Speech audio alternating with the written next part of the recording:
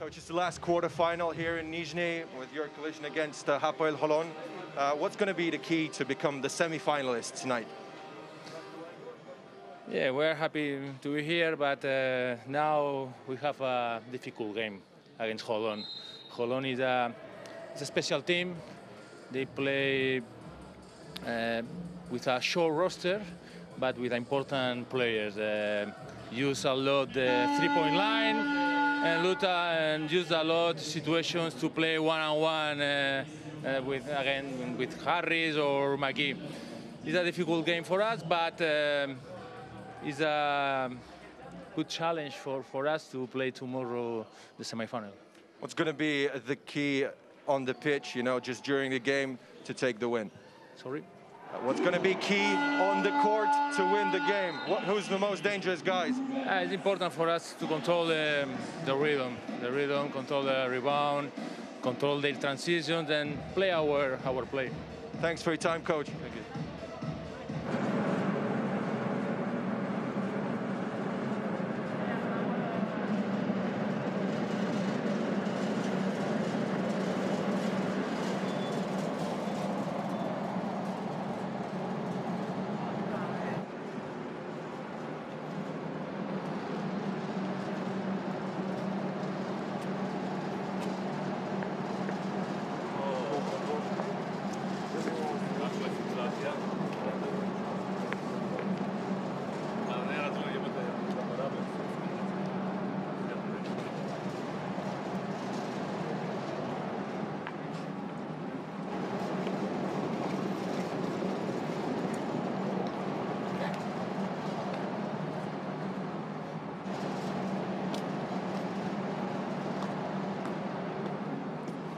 It's only one game, do-or-die situation. How's the team spirit and physical condition before this game against Burgos? I think we are ready physically. We had time to prepare after a tough schedule back home. Mentally, we've been some very crucial and knockout games so far in BCL, some do-or-die games before, or in our domestic league or cup. I hope we are mentally ready as physically also. You're considered underdogs in this matchup. Does that give you a sort of feeling of relief? Just go and show your best game, enjoy the moment. Yeah, I agree with you. I think I've been much more stressed in different situations, so I don't feel so big pressure.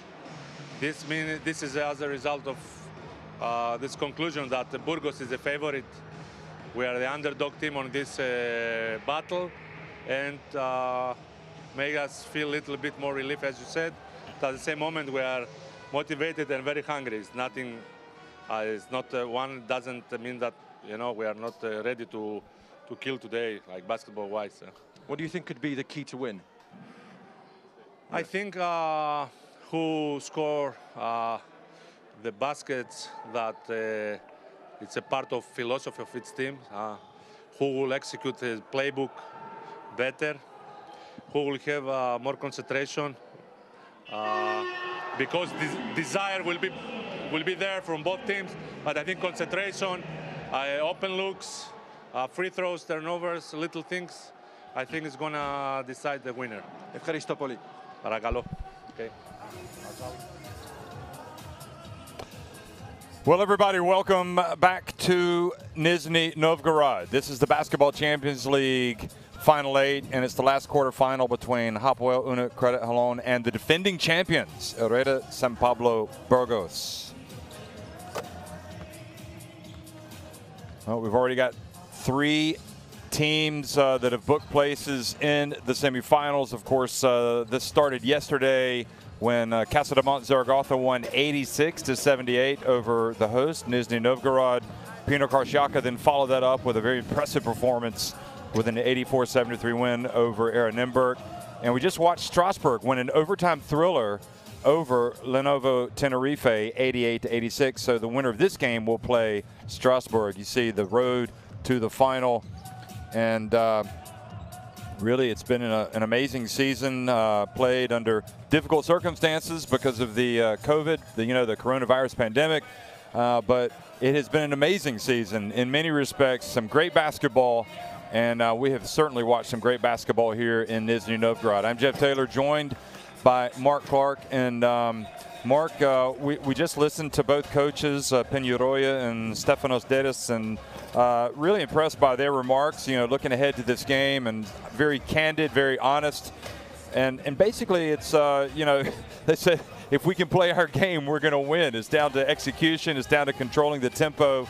And expect the unexpected in many respects, because I think, a lot of people look at this Burgos team and think, well, this is a team that won it last year, so they should win this game. But we all know that Hapoel Unet-Credit Holon is not like any other team. They are a very difficult team to play, and you could see that Peñarroya was well aware that this was going to be a big test for his team.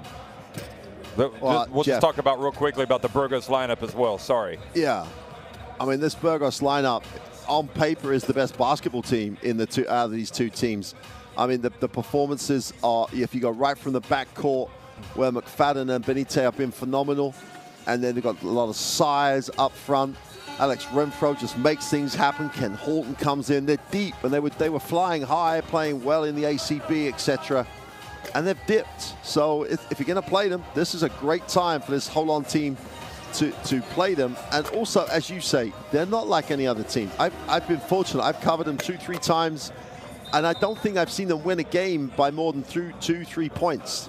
They just win. They just an amazing job at winning. And as Coach Peñarroya says, it's a short roster. Yeah, there's the roster in terms of bodies, but they're looking 7 deep.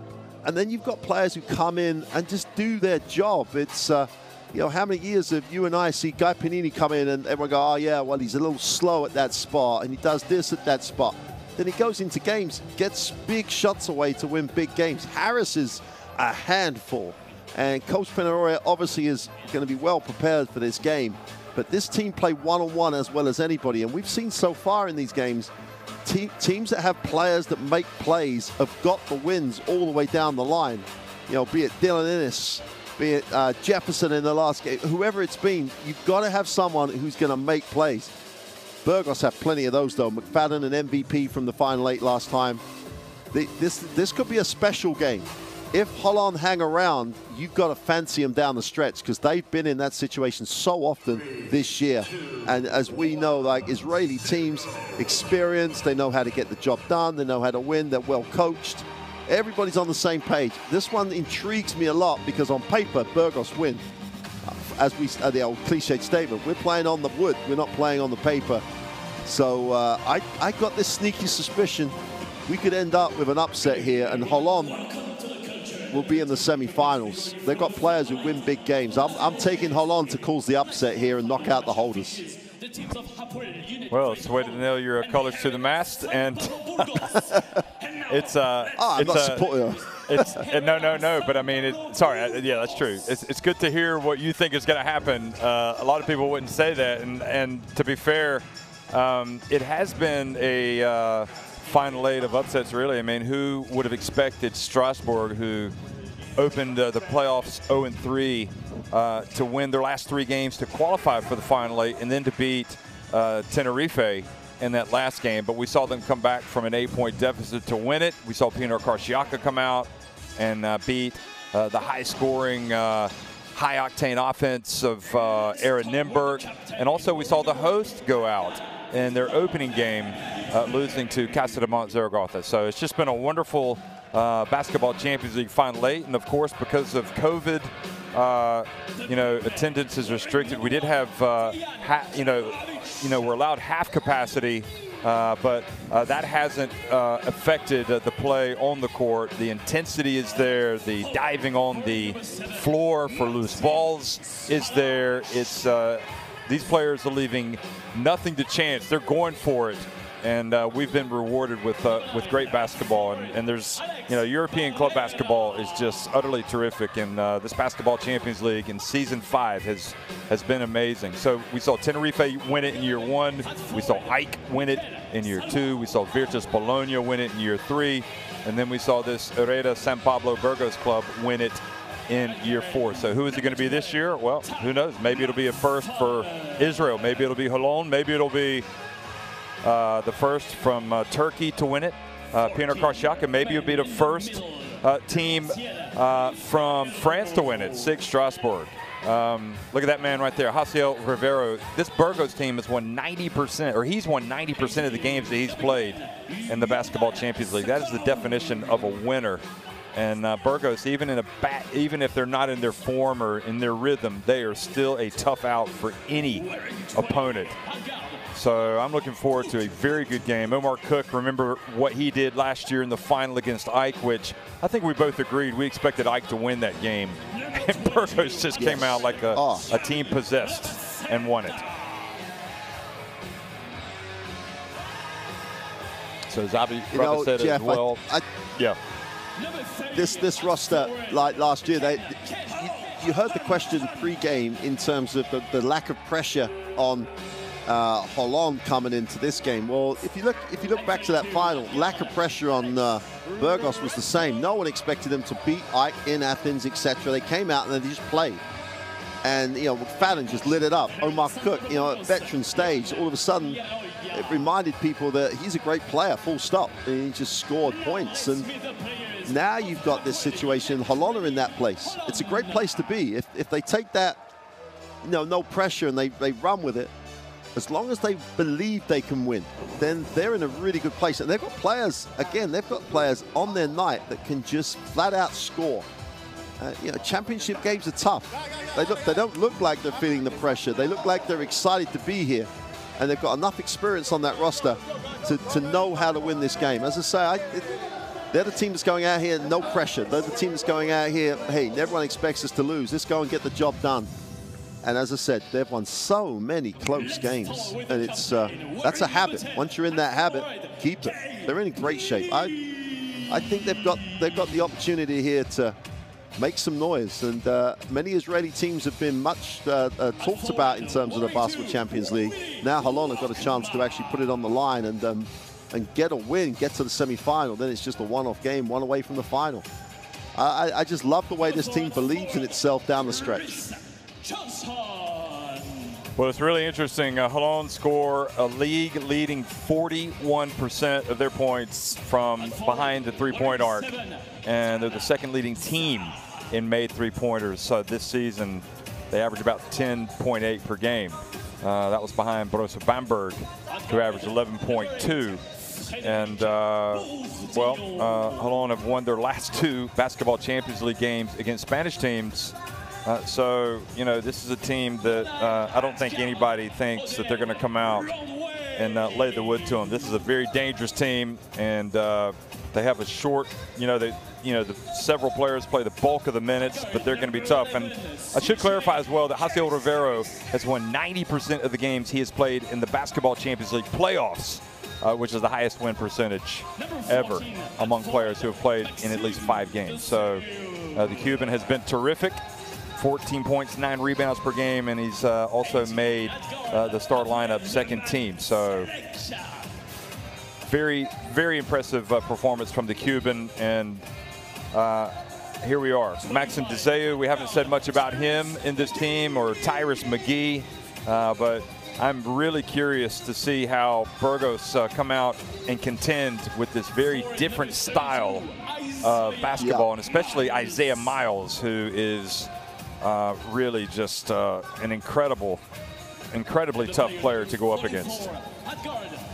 Well, Miles had some huge games in the Israeli league. He had 18 when they played Maccabi Tel Aviv, and you're right. The whole feel of this Holon team is just different.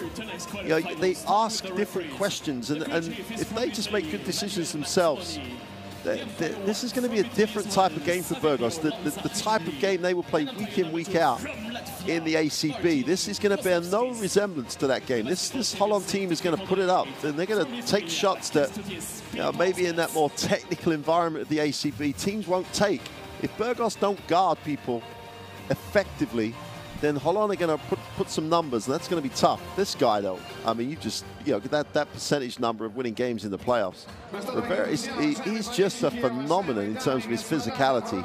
He looks after the middle on his own, and they are an impressive lineup, Burgos. And I can't tell you why they've lost their way a little bit. I can't tell you, you know, what's happened. The ACB is just a tough league. If you don't show up ready to play, you lose games.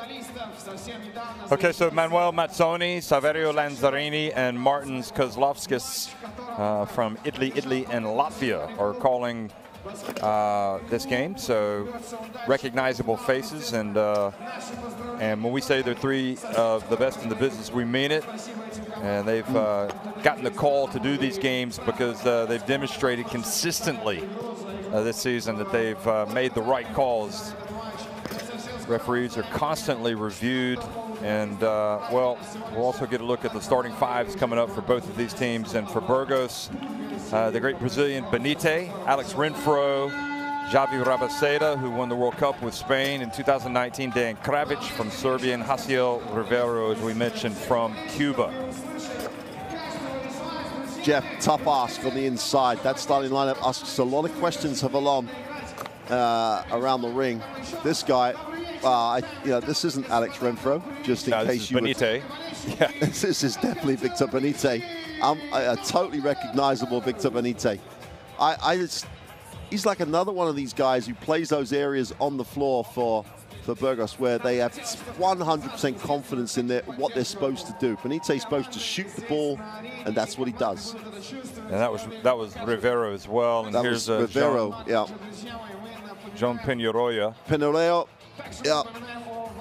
Another great example of how these coaches in Spain work their way through teams. He had a great time in Andorra, did a really nice job with a program breaking into the ACB, and now he's in a program that is fastly becoming, you know, is moving up the echelons, if you want, of the Spanish league. Great job he's done. Here's the starting lineup for Holon. This youth does a marvelous job. He complements the ability and athleticism of Johnson and Miles. Harris, for me, has got to be aggressive. In the games they do well, he's aggressive. Workman's the guy that does the blue-collar work, holds things together. It's a small, quick lineup. They've got to take care of business on the glass. They're going to struggle to handle Burgos on the inside. It's a great name for a basketball player, isn't it? Workman. He works, and he really does. I mean, he gets the maximum, you know, effort-wise. He's terrific to watch. But this guy is a stud right here. Star lineup member, first team, C.J. Harris, and of course, Stefanos Deidas has just been really, really good all season. And some might have even thought that he was going to get Coach of the Year for the job that he did because he was terrific. Of course, Zoran Lukic got it, but honestly, you know, you could give that award to probably 2, 3, maybe 4 or 5 coaches for the work that they did. They're ranked 3rd in the Basketball Champions League with 21.8 free throws per game. And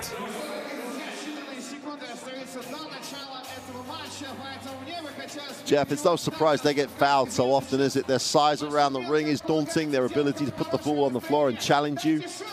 Every coach in the BCL would love that number, 22.2 assists per game. This team share the ball, and they are aggressive with it. They move off the ball really well, and they seem to have a tremendous chemistry. And going back to your point about Deidas and Coach of the Year, that's not taking anything away from Zoran Lukic at all. But when you've won so many close games, you know, when you've won so many close games, when you've got the maximum out of your group, when you've done something no other team has done before, that really does stack up some credentials for being in the discussions for Coach of the Year. I'm sure he was. He would have to be in those discussions. And what would cap off the season for that? He'd probably swap not getting the Coach of the Year for getting to the final of the Basketball Champions League. And he would be, as they all are, so deserving of that, because these guys under pressure every day of the week, and just to get a team to a championship round like this, phenomenal effort. I'm just going to come up with a new award. Call it the Coaches of the Year. We're just going to give it out to several. We'll take that. That means we can have a drink with them all.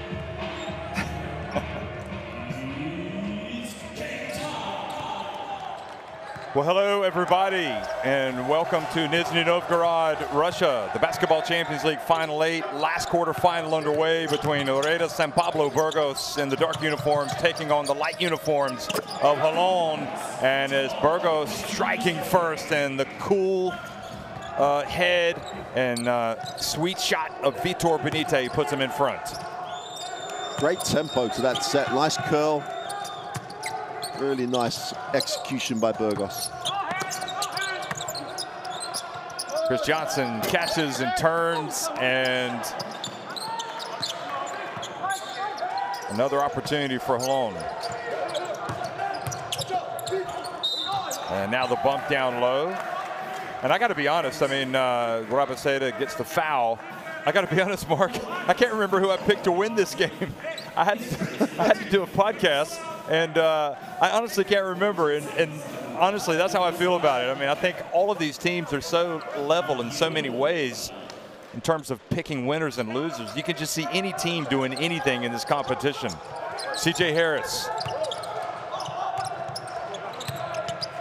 Gets the bounce pass back and lays it up and in. Wow. Beautiful basketball from the former Wake Forest star. And that was short by Rabaseda. Hey, Jeff, Holon will take that. Rabaseda shooting the ball early. Holon will take that.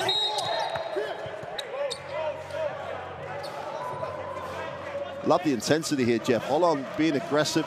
The back cuts, putting the ball on the floor aggressively early. That's exactly how they're going to have to approach this game for the whole game. Nice back cut for the two. Try and turn this Burgos defense, get them into scrambling.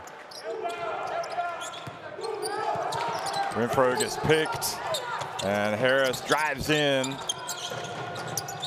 Down the corner, and the drive, and the pass out to the perimeter goes out of bounds. Johnson wasn't able to stay in bounds. I think Johnson thought he was going to shoot it. I think he'd given up on the play. I thought he got that deep, he was going to go up, and then wasn't ready. And probably he was right. Harris got all the way to the ring. You know, both these teams have actually won trophies already this season, Mark. Here's Benite, and that's an air ball. Of course, Hereda and Pablo Burgos traveled to Argentina and beat Quimsa of Argentina to win the FIBA Intercontinental Cup. And Holon recently won the Balkan League. So in many respects, the pressure is off. Here's Miles for three. Well, he hit a 32 during the season, which was the most of any player in the Basketball Champions League. You know, we talk about players' jobs and doing your job. His job is just, he's got to score. You know, if he scores, he's doing his job. Wow, how did Kravitz get that one to go? He was met in the middle of the lane, put it up, and hit the front of the rim, and the ball went in. Johnson. Another air ball. Now quickly, outlet pass, and the dunk from Rabaseda.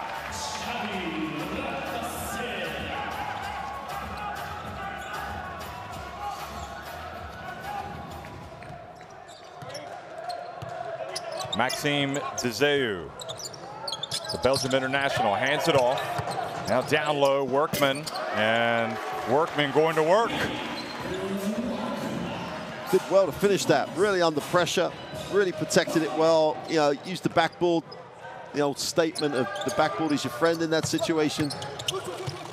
Renfro finds Rivero. Wow, how about that from the Cuban? Light up the cigar on that. Wow. He is already enough to contend with in the low post, and if he steps outside and hits the three-pointers, then it really becomes a problem. Yeah. Looks like Kravic is going to be called for a hold, although it looked more like a trip.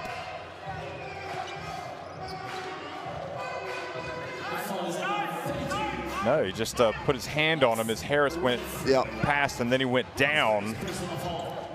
If he hadn't put his hand on Jeff, I don't think they should have called the foul. There wasn't really a lot of contact until he put his hands on him. Oh, you're right. By the way, Rivero did hit 7 3-pointers during the regular season. And another foul as DeZeo goes to work, and this one on Rivero. Jeff, you heard Coach Penaloya say before the game that it was going to be very one-on-one orientated. Well, at the moment, his team hasn't heard that, because every time they've got the ball, they've been aggressive, put it on the floor, trying to play one-on-one. They're just committing too many fouls, trying to contain that. Maxime DeZeu, and drives in and puts it up and in.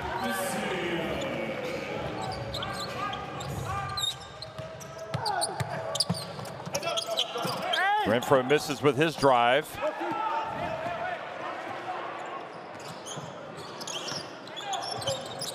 Harris again, voted one of the top 5 players in the league this year. Gets it to DeZeu, who turns, gets swatted by Rivero.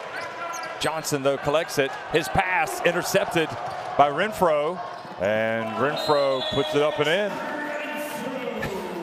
Look at that. Whose shoe is that? Don't tell me that's Renfro's. No, he's got black shoes on. Somebody's shoe was already all the way down there. Someone is. Oh, it's Rivero. Oh, it's Rivero. He must have, that means he blocked it with one shoe on. You need to lace those things up tight. The shoe was down the floor. He must have made that block with the one shoe. He's playing with his socks. Wow. Wow, that is the what you call the one shoe block. That is incredible defense. He must have those socks that have the little sticky things on the bottom. Otherwise, he would have been sliding all over the place. Man, maybe you don't need those expensive shoes. Just get out there in barefoot. Johnson. And Johnson chasing it back. And the dump down low. Kravic. Chris Johnson's having a difficult time. Let's put it that way at the start. He's just a little off. How about that pass? That'll sort that out, though. Yeah, he was like, just give me an easy look. They're struggling to contain this penetration, Burgos. They're going to have to make, if they keep the scoreboard ticking over, no problem, but they are really struggling to contain it. Well, Rivero, 2 early 3 attempts from him, and a foul down low on Miles, I believe it was.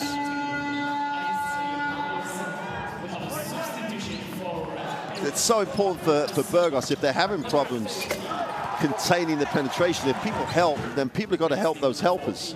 What do you think he's saying there? At the moment, put your shoes on. Do you need some help tying them up? I was thinking like teach you to tie your shoes. Look at this. Renfro, another layup. I was thinking that Jean Peñarroya was saying, listen, Hapoel, you've made 1 3, and I know you attempted another one. That's okay. But let's don't forget, you're the big fella. We need you down low. Exactly. Yeah. There you go. Here's Benite. Open floor. Beautiful pass to Ken Horton, who's just checked in, and Horton banks it in.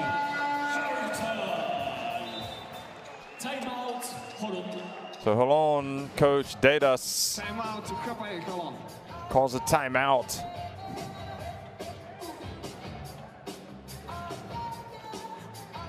That was a pass that just wasn't going to make it. Benite. Yeah, it's a great read by Benite. He's seen the play before, and he's made sure he gets to the help line, and he's in the right place. He gets in the right place. He's got a chance to steal it. And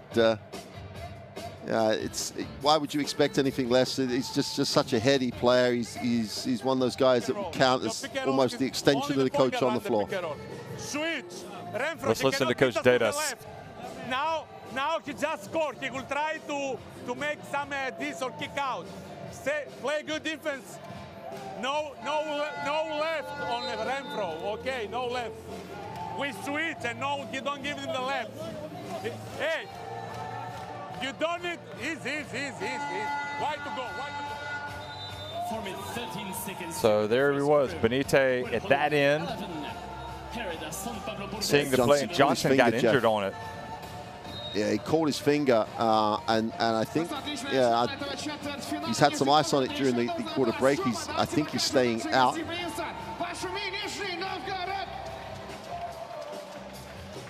Well, he'll play with one finger less or two fingers less if he has to. That's his left hand, Jeff. Don't worry. Just tape it but up. He's a left hand. Roll him out he's there. a lefty, isn't he? Come on. Oh yeah. Look. No, he's tough, Jeff. Come on, he's tough. We had the same problem yesterday. Who was it yesterday? It was DJ Kennedy from Pino Karciaka. Yep. Injured his hand. And Rabaseda goes baseline, passes outside to Benitez. The ball saved by Horton. Benitez again, that's good. Nope, that was online. It just didn't drop in, and a very impressive rebound by Tyrus McGee. I love McGee's impact when he comes off the bench. You know, he's going to challenge the defense. He's a good scorer. You know, he fits the shape of this team really well. Harris, again, another turnover.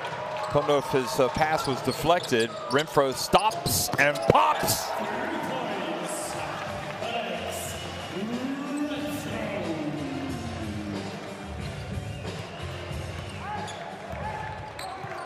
I know we're early in the game. It's still in the first quarter, but it's the type of points that Burgos getting off turnovers. And Holon, don't turn it over too often. There's Miles. You know, he has a way of shooting his team back into it. You know, they're in danger, and that shot for him is almost like a layup. If he's that open, just go ahead and count it. Here's Renfro. They just, that was a push. It's going to be called on McGee. Dedas just said, listen, don't allow Renfro to go left. And he went left and scored a layup. Yep. And he was really specific as well, you know, we're switching. When you close out, force him right, ask him to beat you going right, and you're going to have control. And then the very next time, someone closes him out, lets him go left. Bordillon comes in. And also checking into the game for Holon is Guy Panini, one of my favorites. Look at that. Swooping in for the rebound was Maxime Deseu. Now you were right on about Panini. I mean, don't expect anything from Panini until there's like 2 minutes are left in the game. This is when he comes to play. The game's on the line. Look at Miles. Boy, he is tough, isn't he? He's just scoring. Yeah, people talk about shooters and everything. Miles is a scorer. He can score in so many ways. And as you said, most teams are, let's get some defense, get some stops. No. Just run down the floor and give it to him. He's going to score you back into the game. Well, they're getting that throw on the boards, but Burgos come down with it.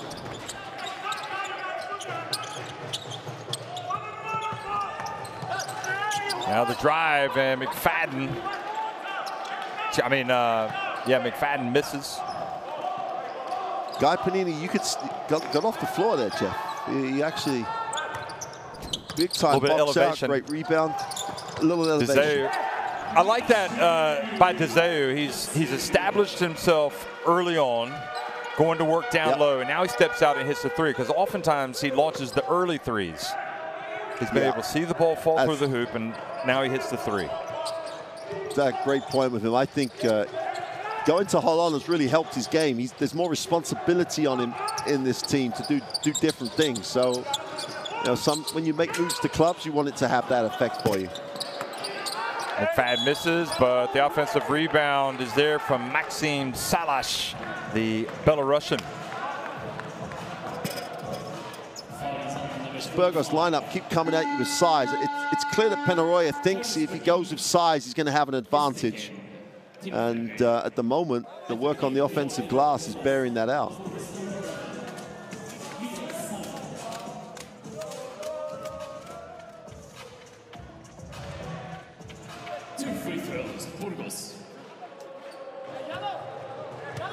Salas takes his time and misses. And if you look at Benitez,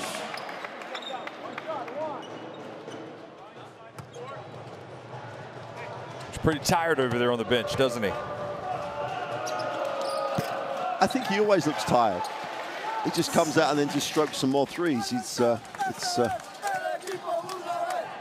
People travel some distance to get here from Burgos. Oh, terrific play by Salas going in and swatting Dzeu.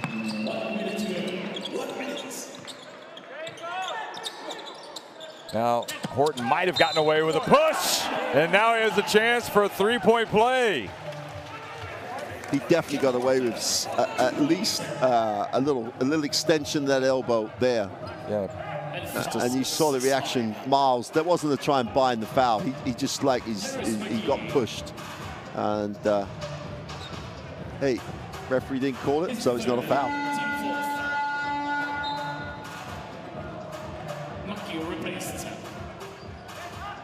Well, we're in Nizhny Novgorod, Russia for the Basketball Champions League Final 8, the fourth quarter final, and it's between Burgos and Hapoel Unet-Credit Holon. The winner will advance to face SIG Strasbourg, who eliminated Lenovo Tenerife in an overtime thriller in the first game today. Here's Guy Panini doing what he does best. He's going to work the refs, but you're never going to work Mazzoni, I have to tell you. He believes in his calls.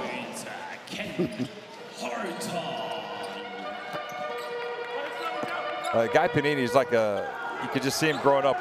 He would have been a gym rat, always looking for a game. Bordillon, important minutes for him now. And a bump and a foul called on Horton.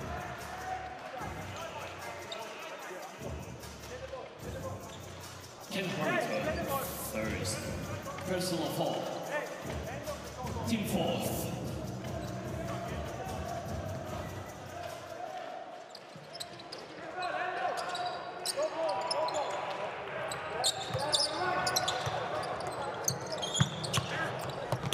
This time Panini has it knocked out of his hands. 4.6 seconds to go the shot clock.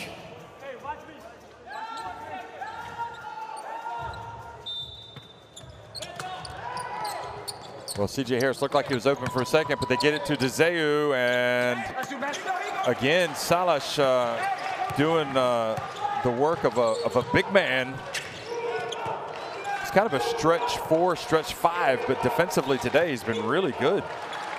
Yeah. Omar Cook, remember how he got hot in the final last year against Ike? He's got the basketball. Now McFadden, now Cook for 3. And Miles gets it. So that's how it finishes the end of the first quarter. And Holon have to tighten up a little bit defensively. 24 points for Hereda San Pablo Burgos. They lead it 24-19.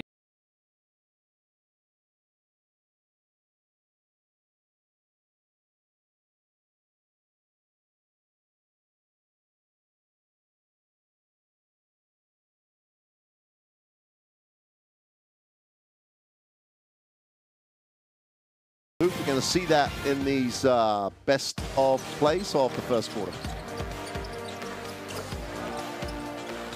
Also interesting that, yes, Burgos have hit just one less three-pointer than Holon so far, but they've taken twice as many threes. This was Miles. Yep. So, interesting, Jeff, in preparing for the previous game in terms of the points per possession and the speed of game, etc. Burgos really do want to hurry up. You know, they do want to run. They do want to get shots away early.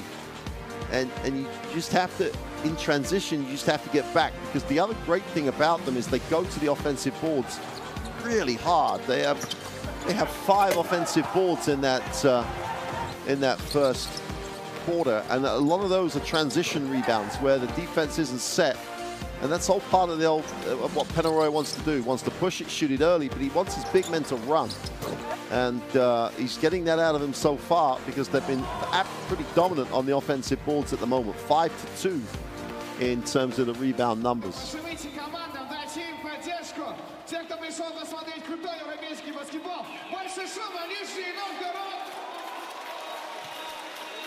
So Miguel Salvo has played 1 minute and 40 seconds, and also kind of an unheralded. But look at this, Salash just not in this Nizhny Novgorod house, he says. I mean, he just full extension. I think has he got 2 blocks? He's got that one, and then he made a good play defensively on another drive by Dzeu. See if Dedos has made some changes. They get an easy one with Dzeu. Nice spot. Nice pass. Great way to start. Be aggressive. Throw it towards the ring. Nice back cut. Timing of the pass was excellent. That was Guy Panini who made that pass, and Bourdillon with the rebound. Panini does, I think, he's one of those players. He understands the game so well. He is a really good passer. And as you said, Jeff, he's only really interested in shooting the ball to win the game. Well, here he goes. He puts it up, and it's good. Oh. And he ties it. A full meter behind the arc. I was going to say, he's halfway to the halfway line. Must have heard us, Jeff. It's far too early for him to take big shots.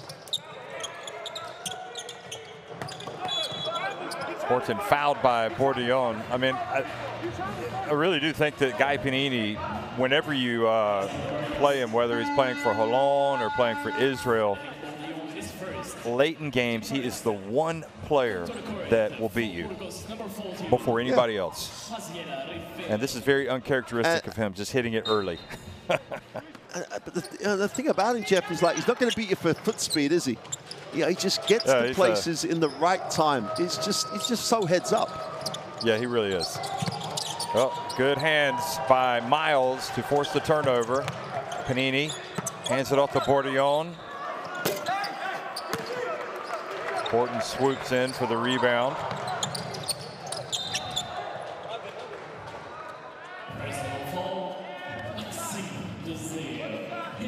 So Dzeu picks up his first.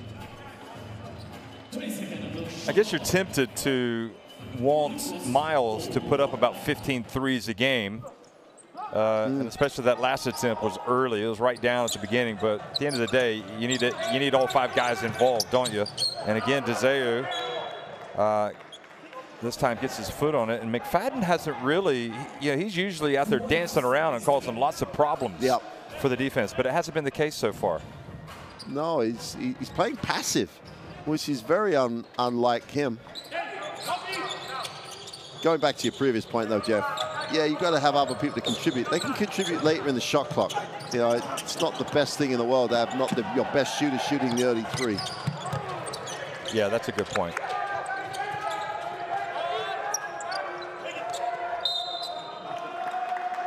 Oh, Dzeu has been a real factor, hasn't he?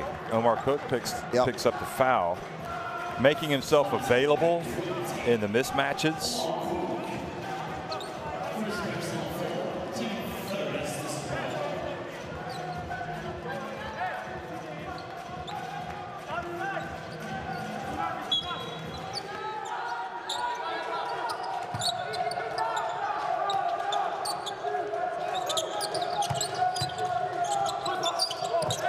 And the pass, went over to Dzeu and Harris. So Burgos attacked McFadden. That looks good. Rattles out.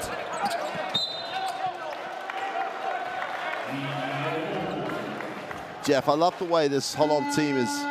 They're like rebounding as a gang, as a team. They're gang rebounding. It's not like just one person's job. They can't go one-on-one on the glass. Everybody's trying to get involved on the glass, and they're really now beginning to hold their own at that end of the floor. 24 apiece. And similar to Strasbourg and Tenerife, you know, would you be happy with this position if you're Holon? And I think the answer is yes. And McFadden picks up the foul.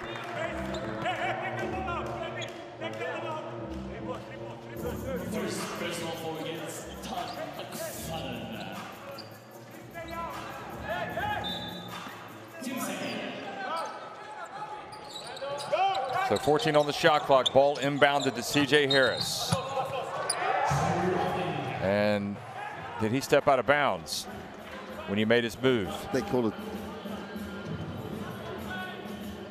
No, they're going to call him for the travel, which is a little harsh. Especially as it was right in front of the official on the baseline who didn't call it.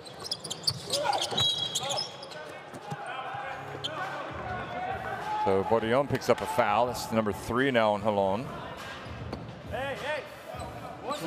Burgos still searching for their first basket of the second quarter.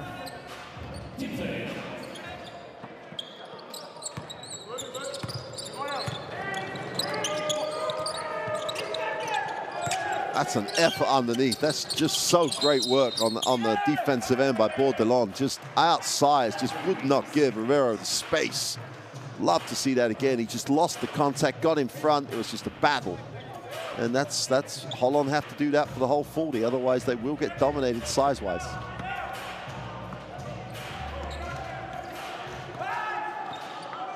Well, they continue to spread it. Look how spread out they are. And it's Bordillon up top now with McFadden. That's offensive. Johnson, yeah. Johnson needs to set a better screen than that. Better pick. Yeah, but to be fair to Bordillon, he's got to wait for him. He's got to wait for him to set because he's already off and running, and Johnson's not really up the lane to set the screen. And just be a bit patient. Yeah, good point. It's a that's tough, why you're the coach. That's going to be a tough defensive matchup if they spread the floor that much, Jeff. It's going to be interesting. Well, Rivero meeting some serious defense down low. He's got the size advantage on Panini and also Miles, but it was a double team that gave him the problems. Look at that. And Bordillon, in fact, was down there as well. So he was hemmed in by 3 players.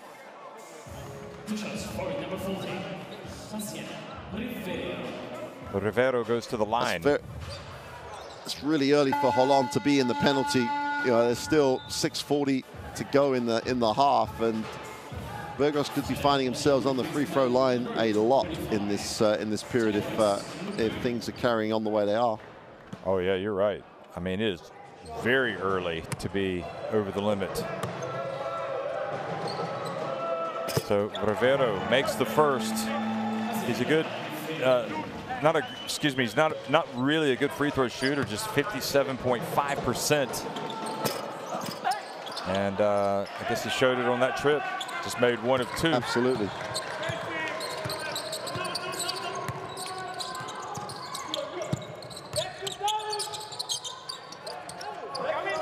Harris to Miles. Miles gets it to go. Doesn't necessarily have to be a 3. That matchup, he could exploit that matchup too. He's a tough. Whoever's guarding him, it's a hard ask. Horton catches it. Good help defense from Johnson, but he's whistled for a foul. See, Holon are choosing to front that, and they're pushing him deep enough. That's a great catch by Horton, to be fair. That's tough call. Clean. Yeah, tough call on Johnson. Yeah, they're actually forcing the big man far enough down the floor that they haven't really got a lot of space to throw that pass in. That was a hell of a catch, and they're almost having to make a great catch. That is the basketball gods. That's the basketball gods, yes. Mark, saying that was not. You should not be at the line, so you're not going to make 2 free throws. We might give you 1. And they're going to call the. Did they call the lane? No, they're going to say he made the free throw, so they're going to let him have it. Yeah.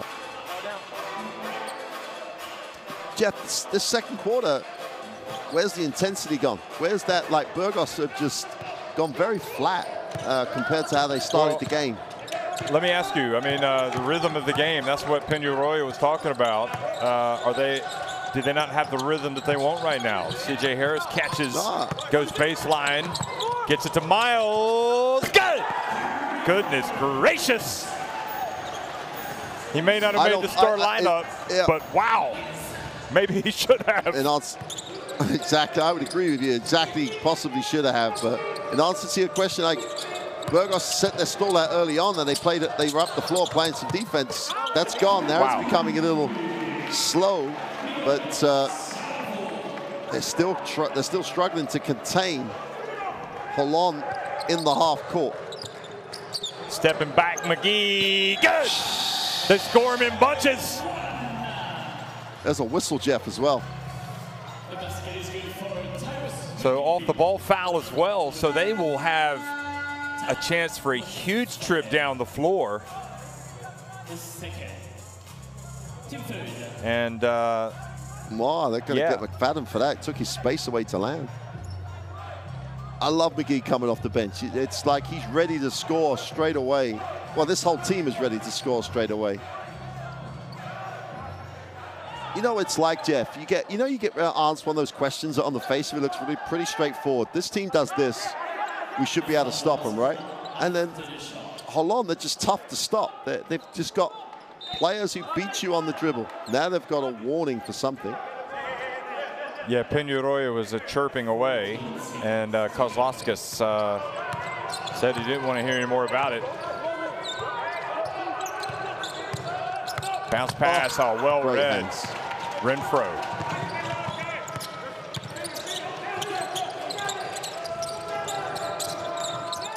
Salash gets down the baseline, and he meets Miles and turns it over.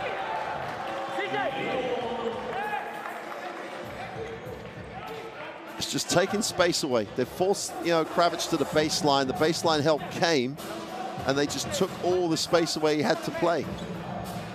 When you're not big, you have to find ways to stop the big man, and they just took all the space away on the play. The help comes quickly. They pack the middle, and they force him to make a decision and a pass off the dribble. And that's not what Kravitz normally has to do. Normally has to finish plays. Panini for three! And you could see he was hoping there was going to be some contact. And Panini getting under the skin of Rivero. You could see it. I'll tell you what's great, though, Rivero, Jeff. Go on. Rivero, fortunate not to get a foul called there. He got him on the hand. Watch this. Yeah. Yep.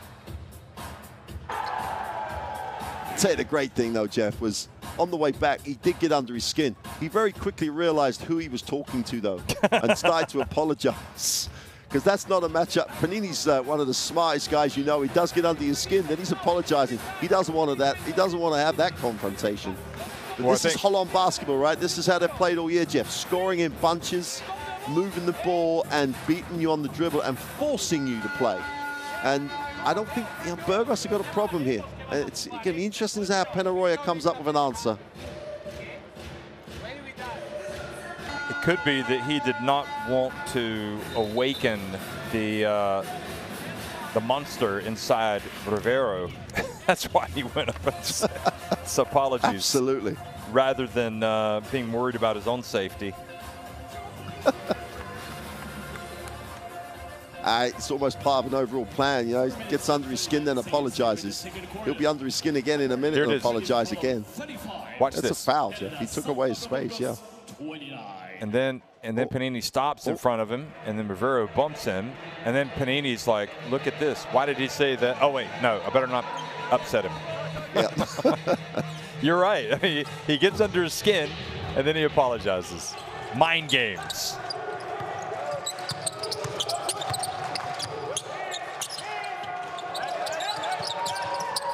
So Rivero has it, going up against Johnson.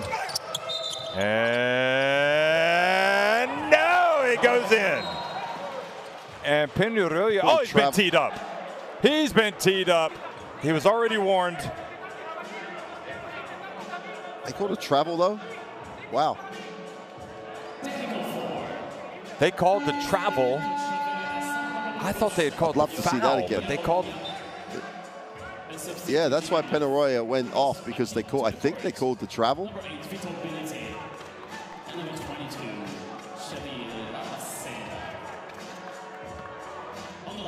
Wow, big sequence for Unet-Credit Holon.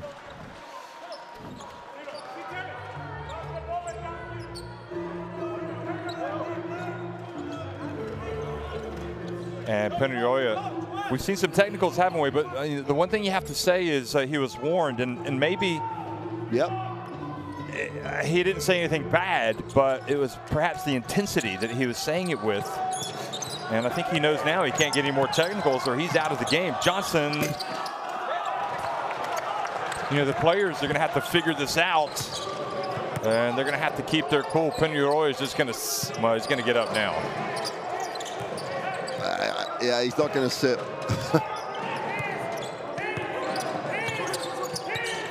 Renfro. Benite from the right. Miles.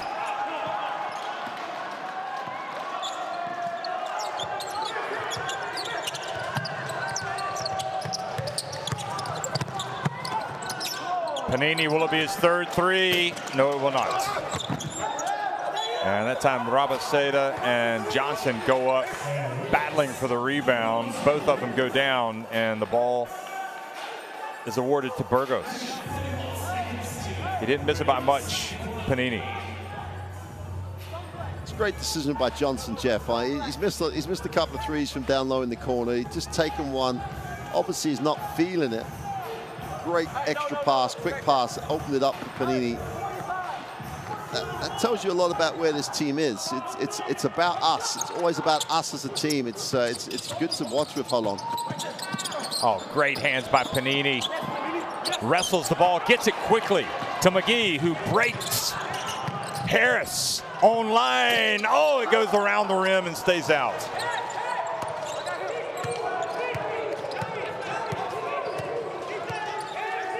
Burgos, so a tad fortunate. A couple of threes look like they were going down, and they haven't.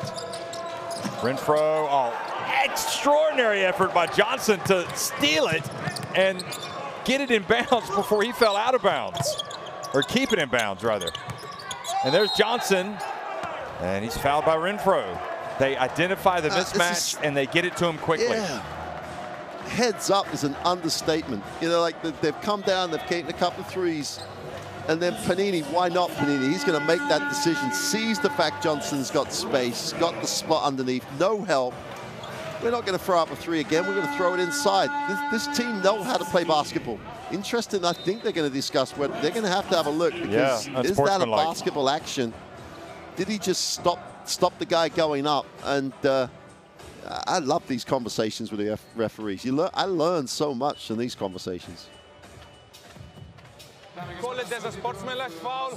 We have to keep it or downgrade it. Wow. Normal speed.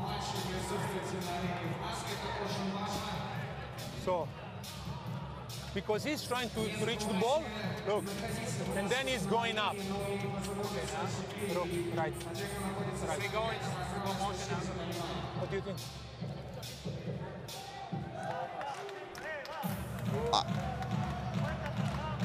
Okay. Yeah, so the ball is here, the contact is on the elbow. So we can, exactly, there. And Don is not releasing the hands, he's keeping the arm. So we will stay with the UF, so not attempt to play the ball, okay? You will confirm. This is perfect angle. Look now. Good, perfect. Now, anyone watching at home now is learning something from this, because Jeff, we saw something very similar yesterday, and we thought it might have been an unsportsmanlike, but the referee said no, he just slapped at it and took his hand away. I think the thing there, obviously that arm away from the ball, but he held it down and he didn't allow the release of the arm. So I think this allowing people to hear that conversation, perfect, absolutely perfect, and clear why it's an unsportsmanlike. what it does do is we could be looking at halftime double-digit lead for Holon. But the way, if this keeps going the way it is, tremendous decision-making. Johnson only makes 1 of 2. Do you think that Holon look fresher than Burgos, even playing with a shorter rotation? Yeah, Burgos look a little I think tired that's a great to me. observation.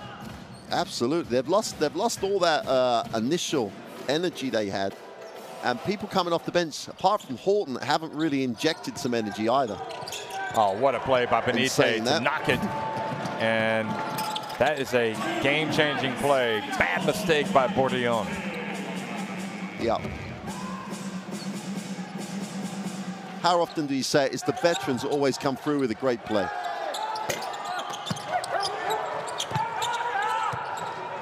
Oh, great hands again by Johnson. His defense is terrific.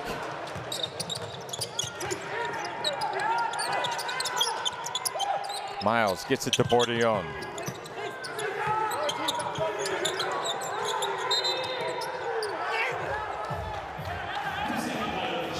And good play by Renfro. This was the steal and layup. And then Bourdillon does the right thing by just letting him have the 2.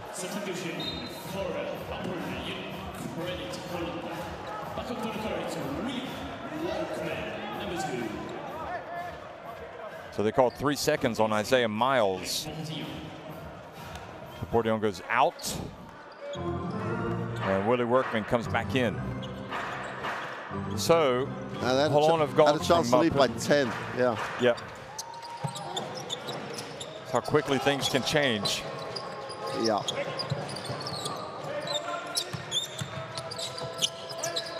Benitez fades back. And Workman had good position, but you got to get the ball. And that's where Rivero is just so tough to keep off the glass.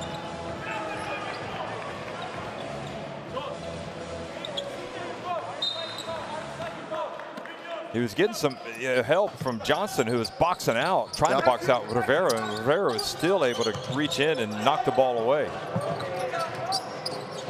Benitez, the Benitez factor has come front and center here at the end of the second quarter. He makes a big play on defense, and he's got 4 points. 6 now in the game.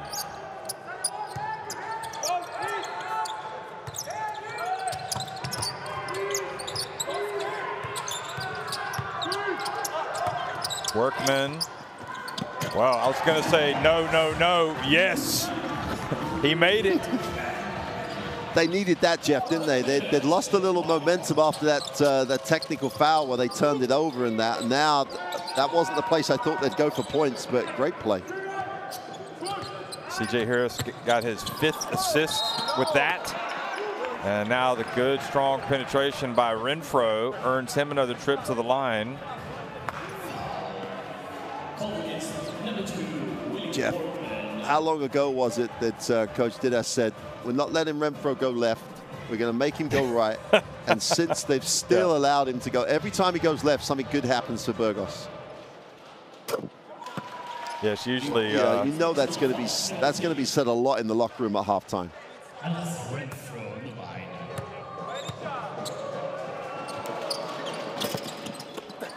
Well, he doesn't punish him completely, and Miles is able to get the rebound. Final minute of the first half. Panini bounce pass. Oh, what a handoff by Workman. Johnson, though, doesn't make the shot. As good as he's been defensively, he's really struggled offensively, Johnson, in this first half. He's been so good down the other end. And I know he has the hand problem, but he's going to be kicking himself.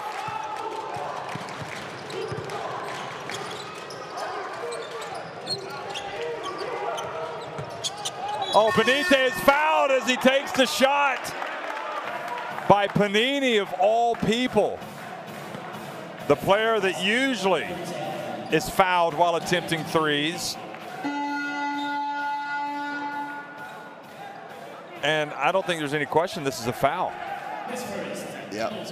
Benitez, since that technical foul, has literally decided that he's going to run the show. You know, it's not just what he's done points-wise. He's talked a lot to his teammates and everything. And since that technical foul, the reason they're back in this game is purely down to Victor Benitez. It's just great leadership, great heads-up veteran play. It's just exceptional to watch. That was, I mean, it wasn't a blatant foul by any stretch by Panini. It was, what it was incredible, you know, it was savvy from Benitez to seek the contact, to make sure he caught contact. And Panini knows better than anybody, because he's been fouled while shooting three-pointers, what it's all about. Yeah. So Benitez has turned into the MVP here, only he misses the first. And it really does seem like a case right now for Burgos. They are just tired. Tired legs, tired everything. Wow. You're talking about a good shooter as well at the free throw line. 95% on the season coming into this game.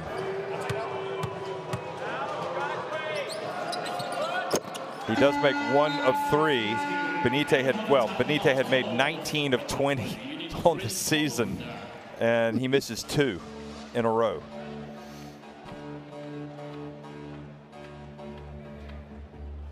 Just enough time here for Holon to get a shot, no doubt about it.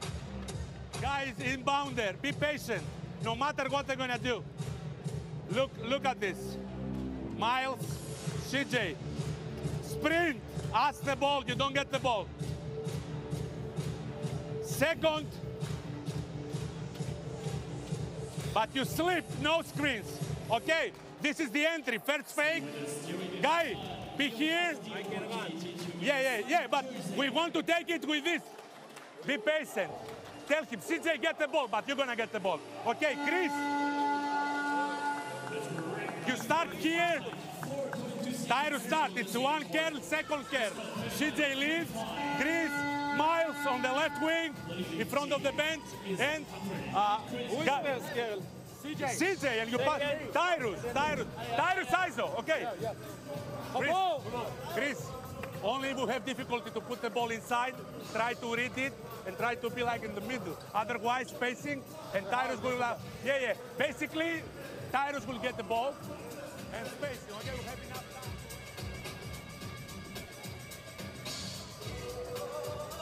So we're looking like a dead sprint here, right? Yep. Patience at first. There they go. Now, Tyrus McGee. No, doesn't get it off in time. Well, it was well defended. They did a great job on the slowing it up before it even got to that point. So a little bit of frustration at the end for Holon, but nevertheless, they still lead it 39-35 over Hereda San Pablo Burgos at halftime.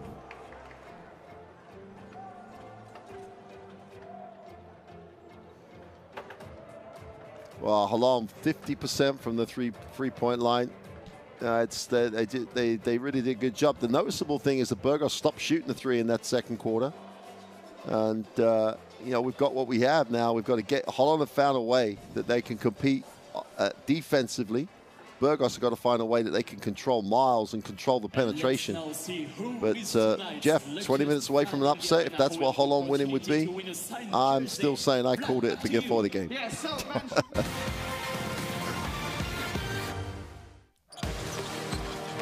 Well, certainly I'm not the person to come to predict a winner of a game. I'm 0 for 3 to this point as we look back at some of the highlights. And McFadden has been pretty anonymous. It's a difficult one to figure for Burgos, but I mean, you know, Holon, you expect Miles to come out and make threes, and he's made all 3 of his attempts.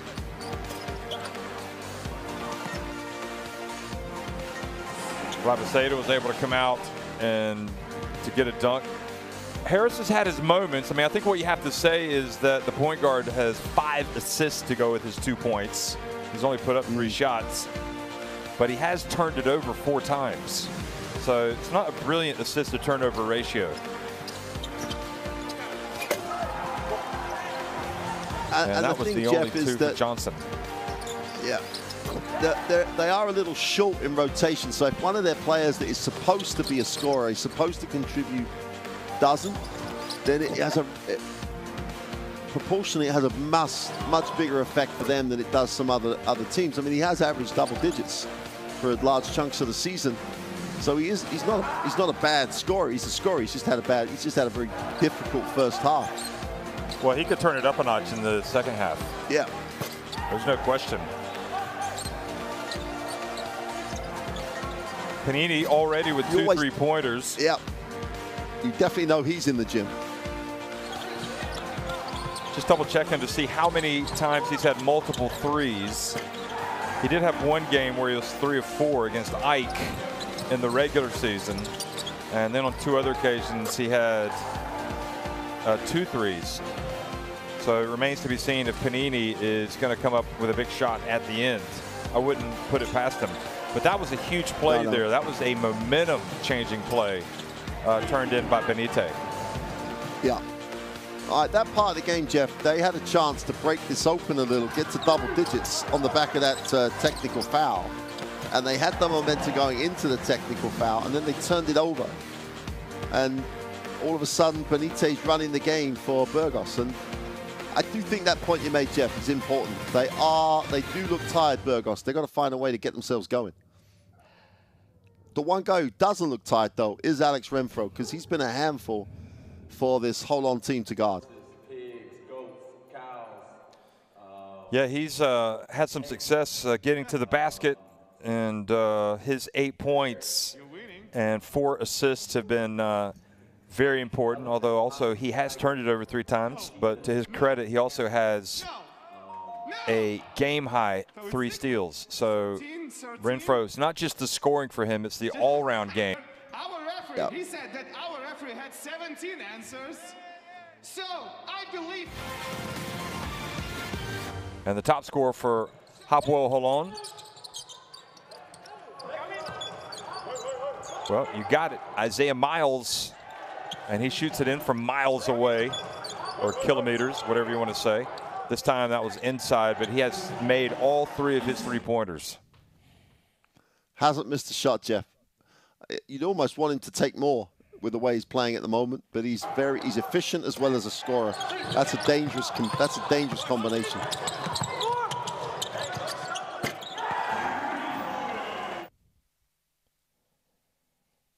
He's the one guy you think if he's open, you have no problem. He's got the green light, and he's even got a green light if he's got somebody on him in my book. So at halftime, 39-35, Holon on top of Burgos.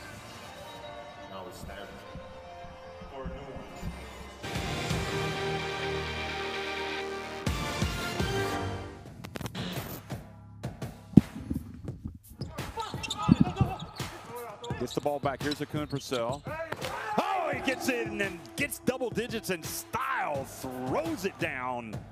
He's got 11. Look at this.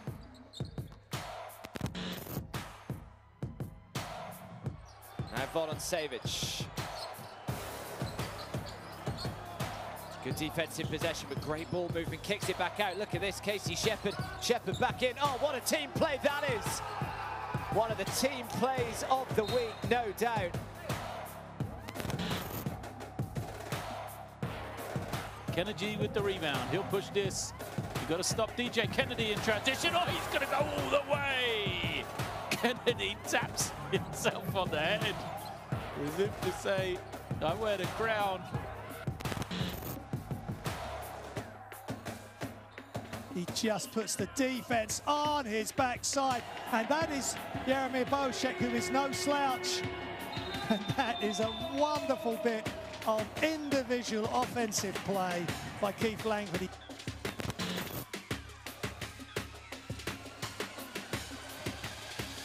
And Serum, a bounce pass, Bittim drives in! Are you kidding me? What a throwdown from Bittim!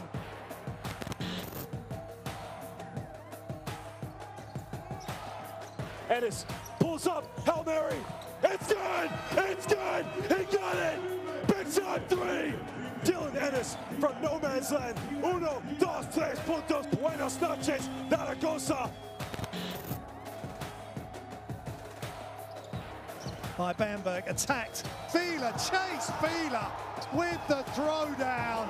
Biggest play of the night.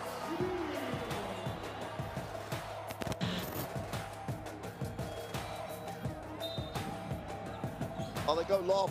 Who's got it? Game! Hold on!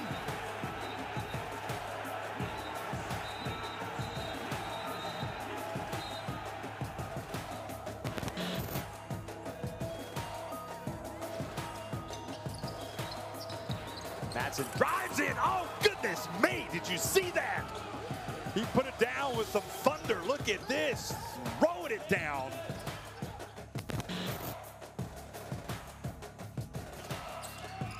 Jefferson gets it over to Colson.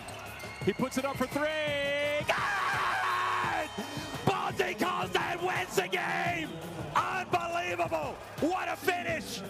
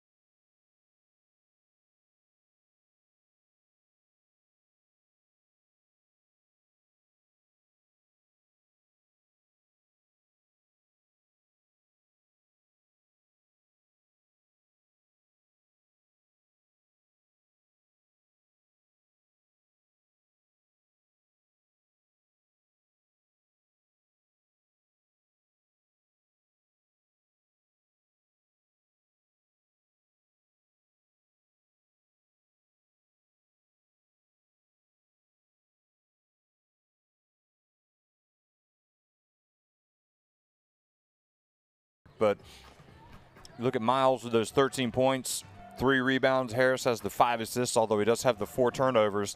Harris averaged 18.3 points per game this season, and you know, he can turn it on if he wants to, but you know, you can't complain with the situation. I mean, they're winning. He hasn't forced anything, and sometimes you just got to let the game come to you. No, I think the Harris one is an interesting one, Jeff. The games that, as I said before, I covered Holon on 3 games, and Harris is just interesting to me. Every game he started quite aggressively, and he did today. Then he to an extent blends in with everyone else. When it comes down though to the tough situations, you know, late in the third, going into the fourth, he steps up, and he is there. One of the guys who's there when his team needs him. So it's interesting to see the way they to an extent share the responsibility across this group.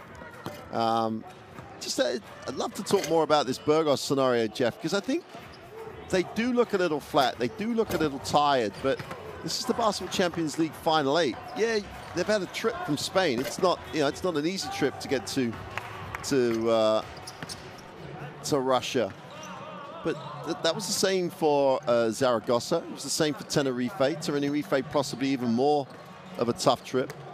But those teams didn't play flat. And it's interesting, Burgos are playing a little flat. I think it's a great observation that you made. And it wasn't until Benite got going, it wasn't until Renfro, it's almost as though they're looking around for someone to give them something and give them some energy from outside. They shouldn't be like that in this competition at this stage, especially as they're the defending champions. Surely, you know, the opportunity to repeat, do something that no one else has ever done, Coach, you would be a big deal. Let's see what Coach thinks. Points, but then you struggled offensively in the second. What went wrong? I think we need to improve and offensively in our turnovers, 8 turnovers in the second quarter. And in the first quarter, I think I play well in offense, but I missed 8 3-point shots easy. And the free throws, 6 free throws missed. Well, we need, with a calm in the second half, with a calm, play better in offense. Thanks for your time, Coach. Good luck. Very good points. You know, he's like, we're getting some shots that we want and maybe that we should be making. Yeah. Coach, you no lost panic. the first quarter, but then came back very strong, and your opponents barely scored in the second. What's the secret? No, it was not a secret. It was plan 2. We start a regular defense first quarter. We didn't succeed. They scored a lot, 24 points. But we have in the back of our mind that switching will be the defense that is good against them to stop them moving. They try a lot of this high-low situation, that we won a lot of battles as a group. Maybe we look small inside, but as a group we managed to make a lot of deflection and a lot of stops. We have to continue like this, aggressive switching, and don't allow them to score easy 3 points, especially Benite and McFadden. We have to keep our plan. They scored so far 3 points as a group. We fight inside and we are good in the perimeter defense on the main shooters. We will be okay. Good luck. You know, Mark, right when he said we may not be big, but I can't remember what his wording was, his phrase, but how they guard down low, kind of in numbers. You know, that is Israeli basketball to a T. Now, he's Greek, but I'm almost thinking of Oded Katash, the Israel national team coach. You know, because when you watch them play, it's the same thing. They might be going up against a bigger team, or they might have a situation, but, you know, I remember Rivero in that one play catching it down low, and he had Bordillon, he had Guy Panini, and he had one other player there, and they were all over him. They weren't letting him breathe. So I just feel like tactically they've got it. And again, the players of Burgos, they look tired. You know, their last game was on Sunday, April 29th against Sevilla. That was in Seville, rather. And I thought even Coach Peñarroya looked a little bit tired. He was like, listen, you know, we've had some open threes, we've missed them, we've missed some free throws. I mean, what do you want, you know? We just have to make those shots. But again, they look like they're kind of fighting it, and it looks like the type of team that is just kind of like been running a race, and they're tired, and they're trying to get to the finish line. They're just trying to get to the finish line. And the thing is, this is the first game of the Final 8, so I don't know what it says about their chances if they can get through this game. I think, Jeff, that if they are a little tired, during this second half, if they're in the game and if they get through this third quarter, they've got enough experience. They'll find a way to step it up. But I think the switching defense is giving them problems. Switching defenses always do, but you've got to be aggressive with them. That's what Holon has done. It's a fascinating question that they're asking Burgos. Well, second half underway here in Nizhny Novgorod, the final quarterfinal of the Basketball Champions League Final 8, and Burgos miss what looked like a very makeable shot in the lane, but they get the ball back. You know, Deseo looks pretty well rested. He sat down for quite a bit there in that second quarter. And that was on the putback attempt. Kravic, who wasn't able to get it to go. So here is Renfro. Nice wraparound, and this time all Kravic has to do is lay it up and in. Good thing that Renfro came to the party tonight. He's really making it work. Yeah, it's interesting they've gone with the 3 guards at the start of this second half as well to try and get some tempo into what they're doing. Great decision by Harris to go baseline. And it's just like you said, you know, okay, pick your moments. Okay, now he's going to turn it up a notch. He's been kind of cruising along in 3rd gear. All right, let's go to 5th gear. We're in overdrive.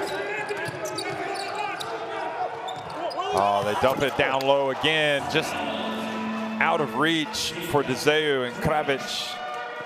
Or was it Workman? It went over Workman's head, I think. Yeah, they were just, they've gone back to not really packing the middle and switching.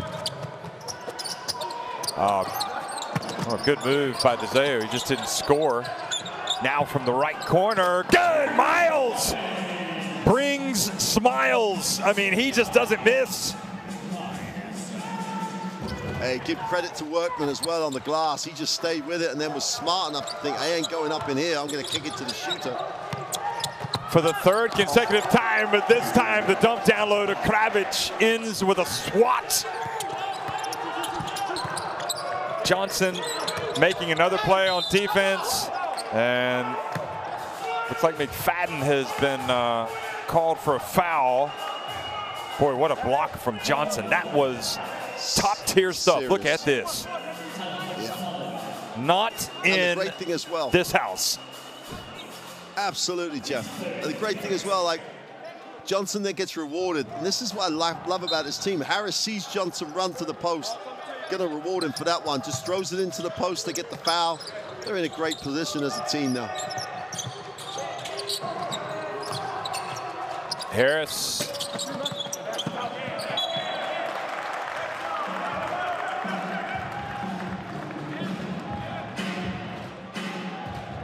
Remember, Pignolo picked up a technical earlier in the game, so he has to be thinking he has to be restrained. But look at the Holon fans.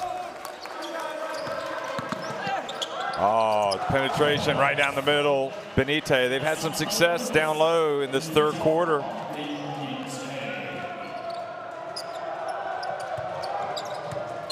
Layup after layup. I think Davis might have to make an adjustment defensively. Oh, nice pass. Oh. And the dunk by Deseu.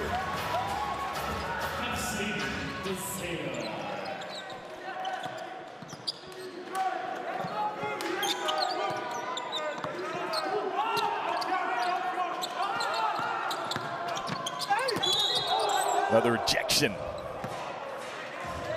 He's so active. Johnson defensively did a great job at stopping Kravic getting the ball. Then he releases to challenge this, and they just get bowed out with a foul by Harris. But this Didas has done a great job with his defense in terms of making the changes, making some adjustments in preparation to the game.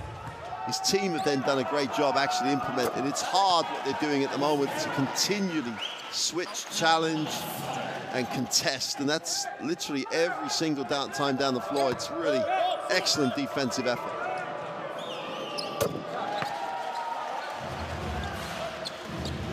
So McFadden showing signs of waking up a little bit here. First 2 points of the game. Harris, that was long. I'm surprised. I am surprised they don't find Miles more often because he is so accurate. Well, Benite lost control of it. And then Workman called for a foul as he tries to knock it away. That's unfortunate on Workman. Let's have a look again. Yeah. Just won a little bit too much, didn't he? Did a great job containing it, and then the ball's literally on the sideline going nowhere, and he just wanted a little bit too much. Yeah, tough to find fault with him on that one. Renfro drives in again. Kravic keeps it alive, but Deseu comes up. Look at the big fella handle it. He finds Miles right on cue and a little bit long. That time it was just a tad bit rushed. Benite fakes the 3, travels, or the foul on Willie Workman. Oh, and unsportsmanlike has been called on Workman, Yeah, so he must have not played the ball. He just tries to stop it. Look, that's unsportsmanlike. Worst of all, he puts his hand up straight away. It's a bit of a giveaway, Jeff. Yeah, it is. You can't. Oh, we saw Benitez miss 2 of 3 free throws. Yeah. Crazy. If he makes the layup, he makes the layup. Now he's going to go to the free throw line, shoot 2. They get the ball back. They could lead on this trip. And it completes that sort of comeback from being 7 down, looking at the wrong end of a technical foul, and now they're going to get the chance to lead on this possession.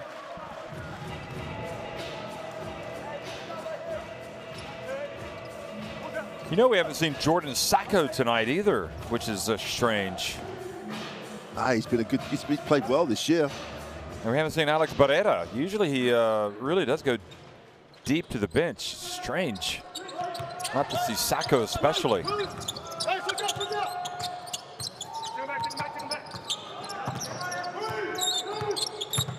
Renfro, or excuse me, McFadden. No, excuse me, it was Renfro. I was right the first time. And just like that, Burgos have taken the lead.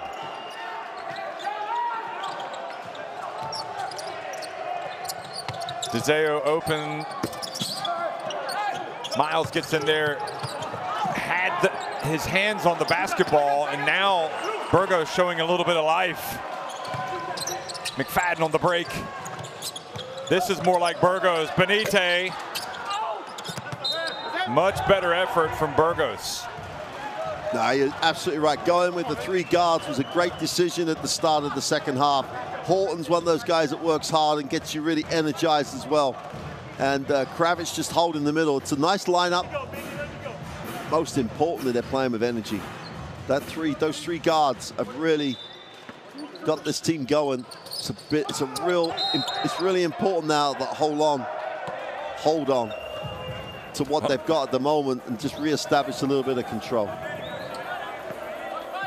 By the way, Renfro now 10 points, 7 assists, 4 steals. He is having himself a game. And that was the collision with Miles. Oh boy, a little bit of a cut there. He was appealing Benitez for an unsportsmanlike. Well, quite rightly, Jeff. The foul was before the ball came in. There's an interpretation that says it should be unsportsmanlike because you're fouling before the ball's in play, so it can't be a basketball action. But they haven't called it that way.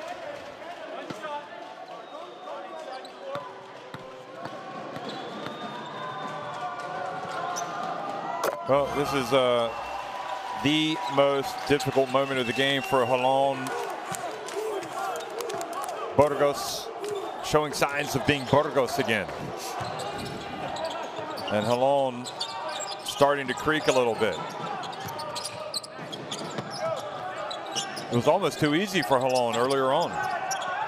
Harris, Johnson. The threes are not falling, but Benitez reaches in and fouls. Well, that camera angle on the last play, Jeff, was great because it just showed Holon just couldn't break Burgos down. For that whole possession, no one was able to break down the defense, and therefore everybody's staying at home. Everybody's in the passing lane. Everybody can challenge the shot on the pass, and they just kept everything in front. That was just. Now they've got to maintain it now. McFadden goes to the bench. Rabasada comes in. It's a different look, a little slower. They've got to maintain this defensive effort that they put in at the start of the third. Harris gets it to Johnson, and he missed everything. So even though Workman got the ball, I mean, the good news for Holon is that they're only down by 3 points, but the bad news is it seems like they need a timeout and they need to reset themselves on offense. Yeah, that's a great way of putting it. They do need a reset, Jeff. It's a great way of putting it.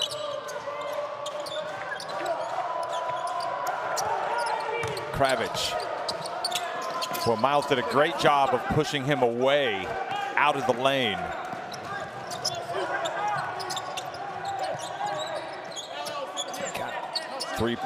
2 for Deseu. That was big. That stops the rot, so to speak.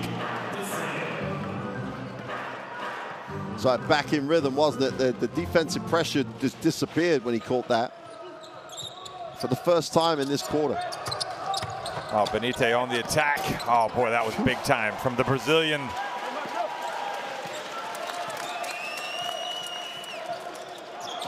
Kravic with the assist. Now the defense is alive and kicking again for Burgos. Hands are active, pump fake. Look at that, the hands are up from Renfro, comes up with a steal, then to Horton on the break, and then great hustle by Harris to get back down there and to force the turnover. Very similar to the first game, Mark, as this thing goes on, it just gets more and more intense, and the effort level is going up. Look at that. That's a great play. How quick were those hands? Great thing again, Jeff, it wasn't just one guy getting back and having some quick hands. 3 guys busted so hard to get back. This Holon team, they know how tough this is going to be, and they've got to compete, and that's exactly what they're doing. 14 turnovers not helping the cause, though. And again, another empty possession. Rivero back in the game. Benite, who has a team-high 15 points, goes out, gets a little bit of treatment on that cut. The drama of the Basketball Champions League quarterfinals heightening. Rabaseda back in the game in the right corner. Cook back in the game, and Renfro again fouled by Johnson. Number 3. Jeff, I'm going to push that button again that says, say the same thing that coach did. Again, Renfro catches it and they allow him to use that left hand and just do what Coach Didas has said. Force the guy in this situation, force him right and force him to the outside. Well, everything got better when Panini came in the first half, Jeff. He's back in now. Yeah, you're right. Yeah, I mean, that's down. Davis looked pretty confident in his remarks before the second half, whereas Peñarroya did not. But I think Davis knows now, okay, this game has changed in a big way. His team has been outscored 17-9 in this third quarter.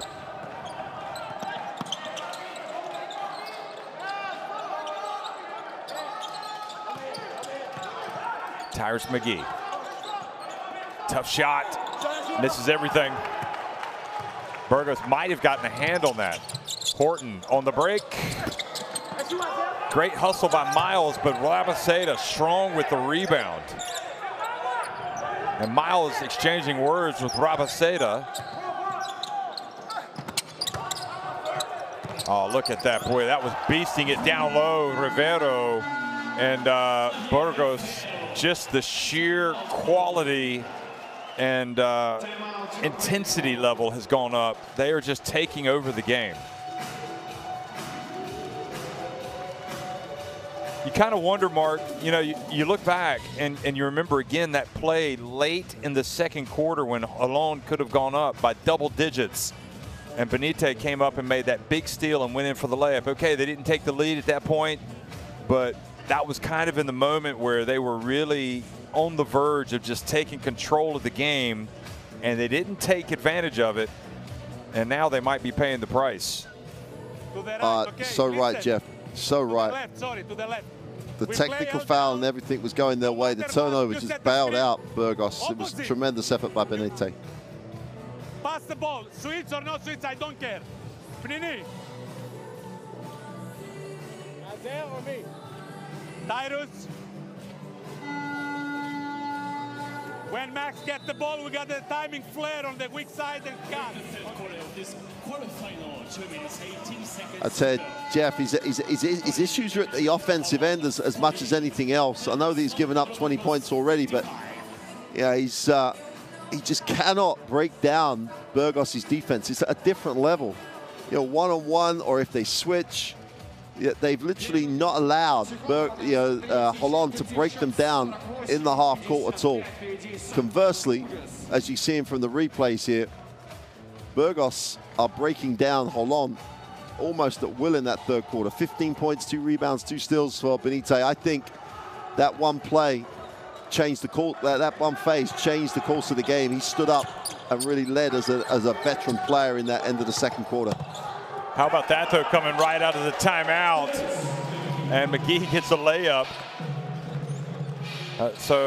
You know, the good news for Holon is that it's only a 5-point deficit now, and there's still just under 12 minutes remaining. So, wow, we just lived through one overtime classic between Strasbourg and Tenerife, and now we've got another game that's shaping up to be just as exciting. Horton from the right corner. Good!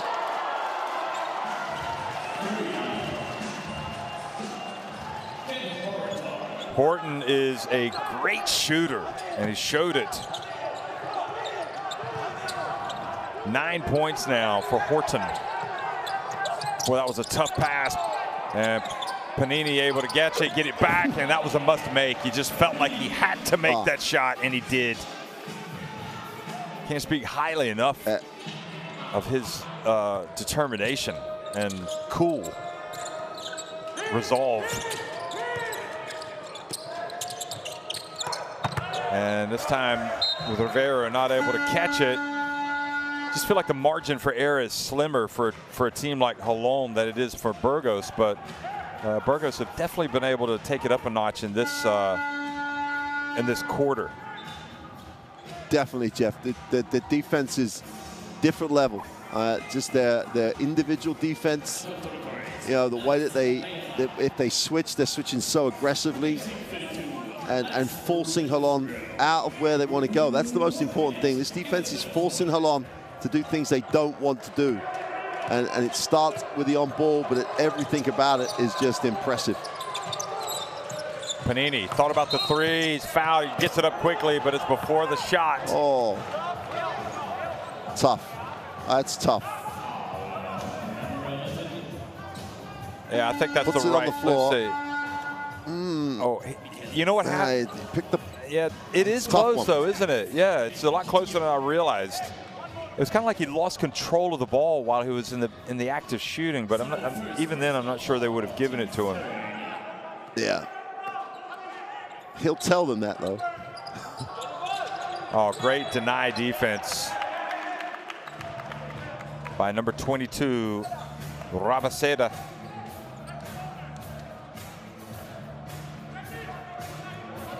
I don't think these 47 seconds are going to decide the game, but Holon don't want to go into the end of the third quarter any worse than 6 down. I just think the momentum could be an issue. Well, that was a great pass and a good catch from McGee. And then excellent strength shown by McGee to get in. Because it's just like you said, I mean, you just sense right now that Burgos just want to take control of the game. Yeah. And they're doing it at the defensive end. They're just controlling Holon at that defensive end. These 2 free throws crucial. If they can get something coming out of making the throws and keep it at 4, keep it at 5, then they'll be good going into the fourth. Yeah, it's the first thing, obviously, got to make the free throws to cut the margin to 4. And we're talking like the Burgos are really in control, but they're only 4 up now. And Holon have done well here. They've toughed it out so far. It's been a really decent effort in the last few minutes to hang tough, because that's all they've done. They've not played well. They've just played tough. Yeah, absolutely. Oh, bullet pass from Omar Cook down low to Benite, back in and wreaking havoc. Omar Cook has been an assist king his entire life. Barrera, meanwhile, also has checked in. Alex Barrera for Burgos to lead back to 6. It's like you said, Mark, they don't want to go down into that fourth quarter trailing by any more than 6. If they can get closer, all the better. Harris stops, he doesn't pop, and that's it. So those guys come off the bench and do their job, and bullet pass from Cook. Look at this again, whipping it in there. Wow. An easy play, yes, but nevertheless, he is a professional and makes it look easy. Oh. San Pablo Burgos up 60-54 at the end of 3. They're still not good from the three-point line, down at 25% for a team that really does shoot the ball well. It's gonna this third quarter is gonna look so good for Burgos, though. They defensively and offensively, they just played at a whole higher level for the whole of that quarter, and it started with those 3 guards, Jeff. I think, you know, Peñarroya, regardless of what he said, going with the 3 guards really did ignite and got them all out of that little. They were almost in some sort of, you know, fudge with themselves, and those 3 guards really did raise the tempo. Great job by the coach, and the, you know, the guys then executed on the floor.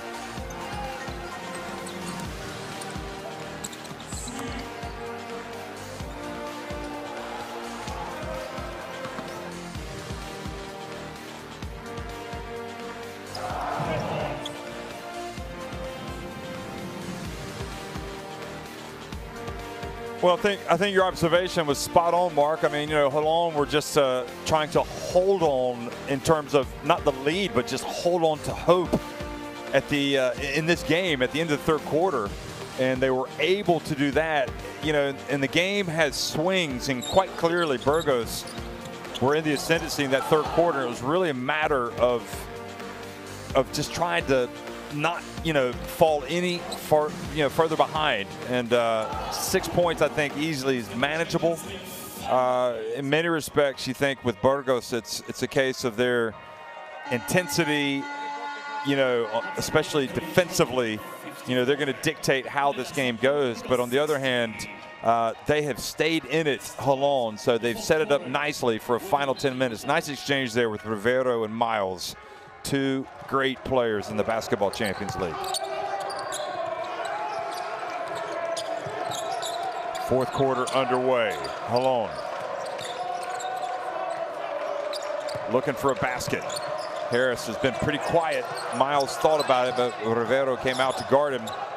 Well, Miles ends up putting it up, and this time he misses, but McGee was there. And again, the question about the Burgos defense, well, it's pretty darn good.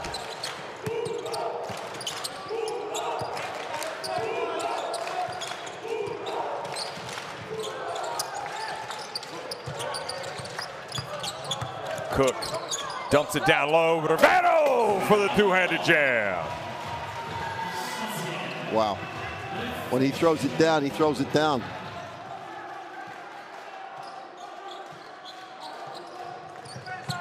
And despite all the issues, the struggles that they've had in this game, here are the defending champions leading by 8 points. McGee from the arc. They're drying up. They've got to get back that tempo, Holon, where they were aggressive on the dribble and got the defense turned. But Burgos are just, their defense is just controlling them in the half court. They're just unable to break them down. Oh, they find again down low. An easy shot and basket for Miguel Salvo. That was the adjustment that they made at halftime, clearly. They have gotten so much production just with those passes right at the top of the keyway. And, well, layup after layup after layup. And you have to think that Burgos right now, this is their game to win or lose. Well, absolutely right. Didas is going to have a go. He's going to raise the tempo in this timeout right now.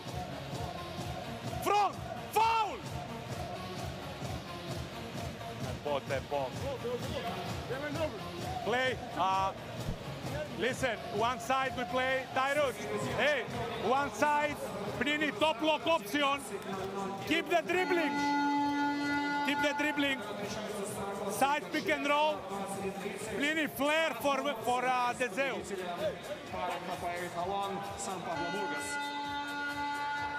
Jeff, that they have been faced with like situations like this. They were down against Brindisi in games that they needed to win. You know, in the playoffs, they were challenged and they were down in games. And he challenged them as individuals, and they came back and they came through. The trouble is they weren't coming back against the quality of defense that they're seeing right now, because this Burgos defense has really been, you know, I would suggest here, if you want to find out how to play man-to-man D, watch the exhibition in this second half. They just got down, got the ball into areas of the floor that have challenged Holon to make plays. Their help has been excellent, and just their level has been phenomenal. Holon, coming out of the timeout, need to get something, need to get a return. And a quick three maybe isn't the answer. Rabaseda rebounded the miss. I mean, they were down by 17 points at Pinar Karšiaka and came back and won that game. Here's Benite, though, for three, and it looks like Burgos starting to look like the champions, the defending champions that they are. They are digging deep, and they have got command of this game. 13 points. If there's any team, though, that can erase a 13-point deficit very quickly, it's Holon, but they've got to start hitting some shots.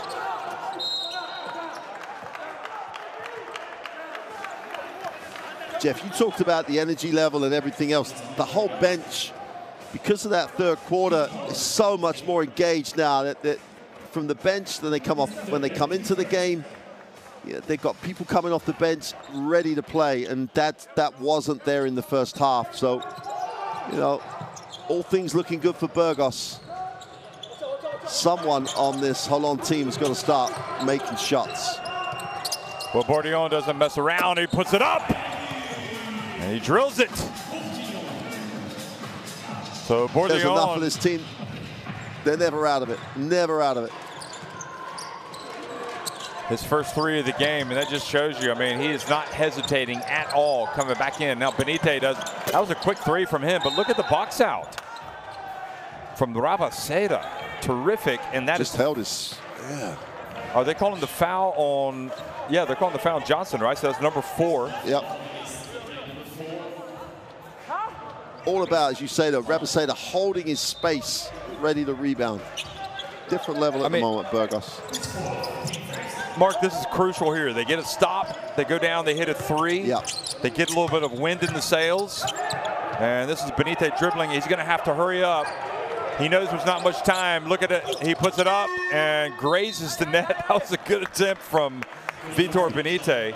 So as the sense of desperation comes in for Holon, as we just saw Bourdillon hit that three-pointer, this thing ain't over by a long shot. No.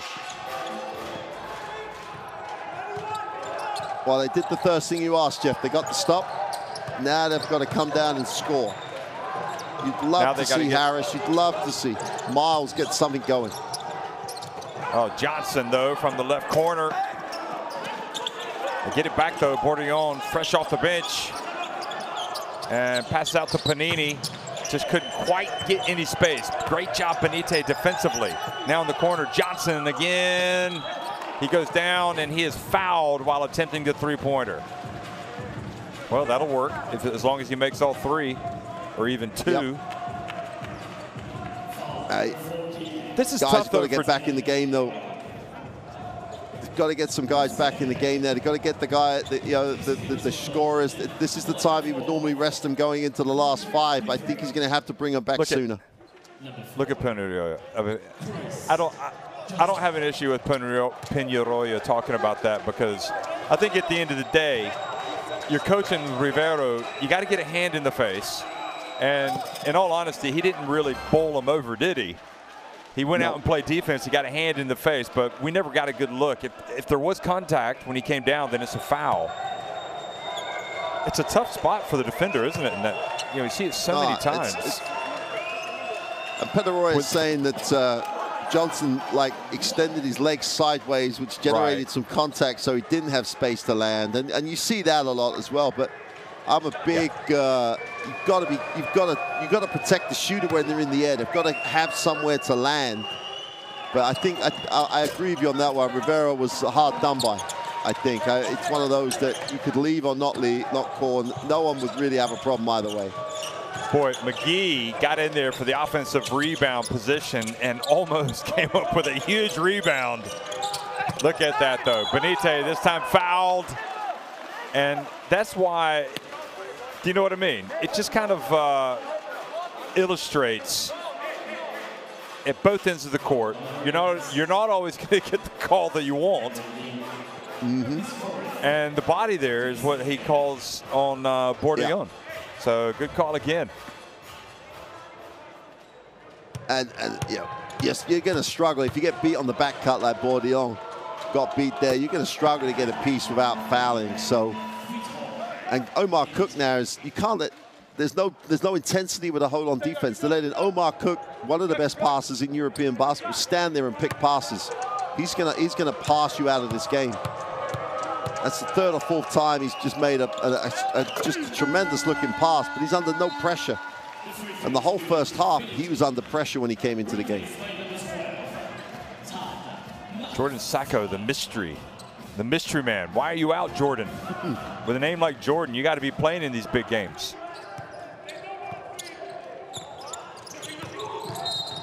And offensive foul called on Dzeu.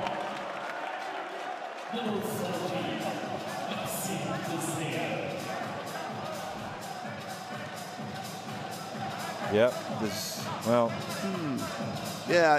Again, though, McGee's got to give him a chance to get set. It's just poor execution, and they did a good job at making sure the referee called it. But I think it's a good call. But I don't understand the reluctance to get guys back in the game.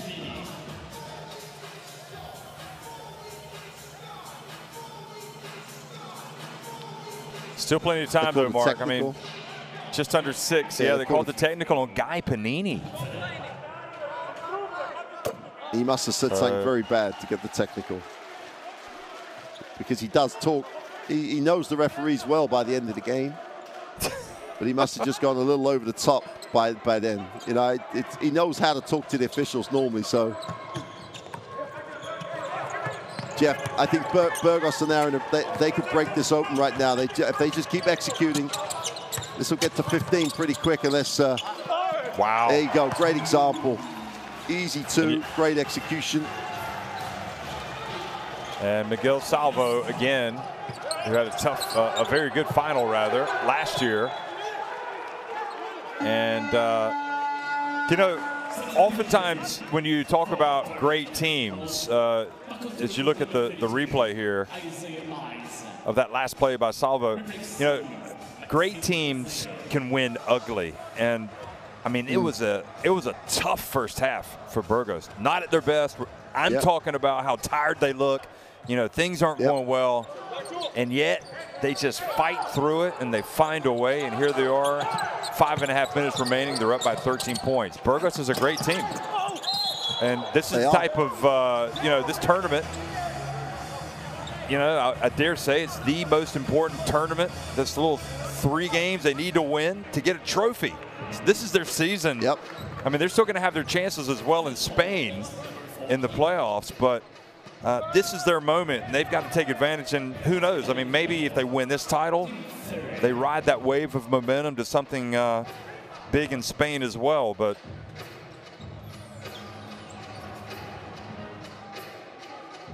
for whatever reason, you know, well, I mean, you give credit to Burgos with Miles and Harris being taken not out of the game, but not as influential probably as Stefanos Dedas would like.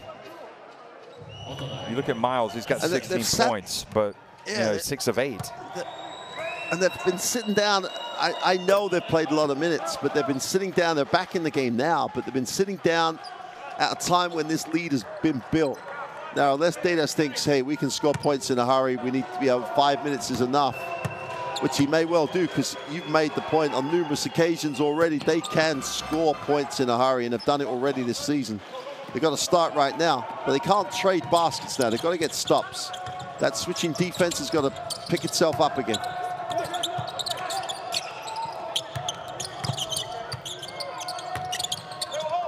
Oh, good defense. Panini quickly pushes it up to Bourdillon, who wisely stopped, but then they, oh boy. They want to get the pass to Johnson, and it just wasn't quite there, was it? He gets it. But Rivera was there anyway, Jeff. He'd worked really hard to get back. So it'd have been a tough ask anyway. And that's it for Johnson. He's out of the game. He's just picked up foul number 5.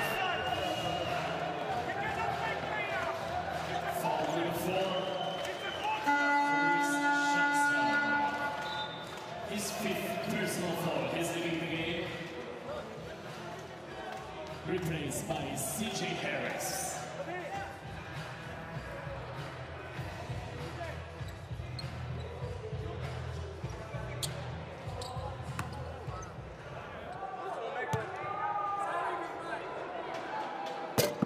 Well, Rivera misses, so Holon will take anything they can get right now. You know, anytime you get to that 5-minute mark, that's when it really starts to settle in that you've got real trouble. I think they gave him the free throw on the graphic. Okay, so it should be 73-60. Yeah. Yeah. Something. Is that score right, or is that? Let me see. 73-60. No. Yeah, I think it is. Yeah. 12-point game. 73-61. So desperation time, not yet, but very close. Harris.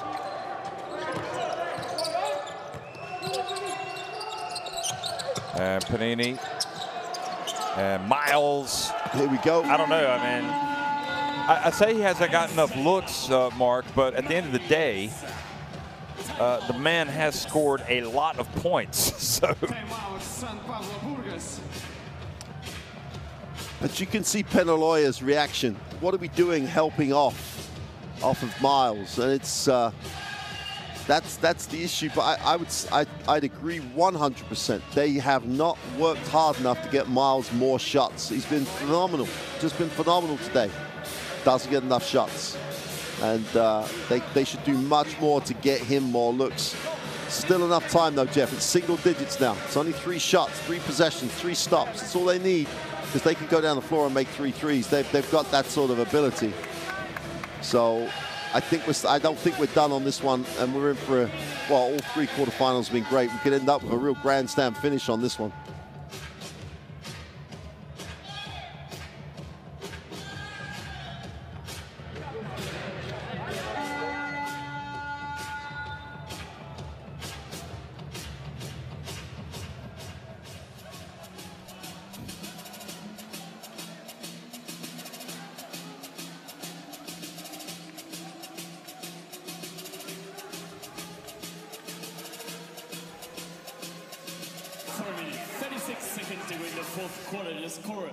Hapoel 64. Hereda Pablo Burgos 73. So 73-64, and Burgos looking to throw in a dagger here, perhaps. Salvo. Horton. Cook passes to Salvo. They don't get a shot off. Good job defensively, and then they call the foul, and Salvo stops the clock. So that's team foul number 4.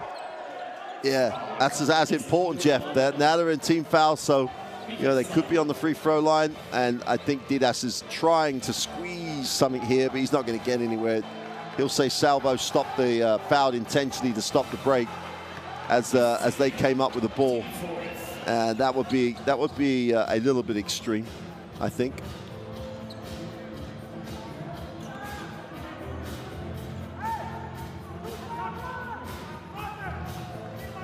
Penetrate, kick to Miles, get the 3, and all of a sudden you're right. You're really close to getting right back in it.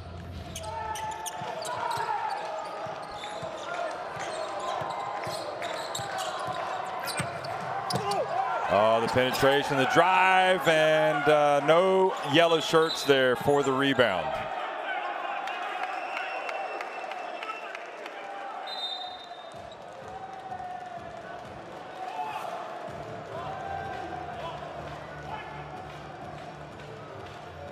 Another technical. Technical foul.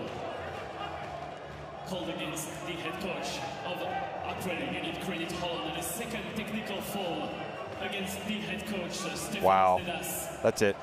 He's gone. He's ejected from the game.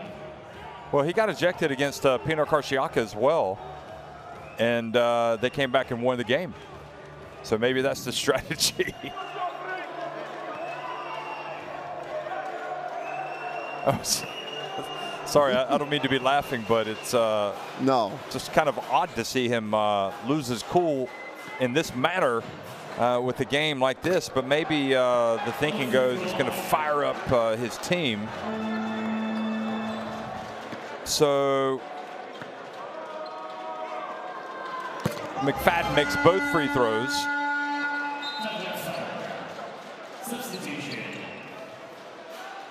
And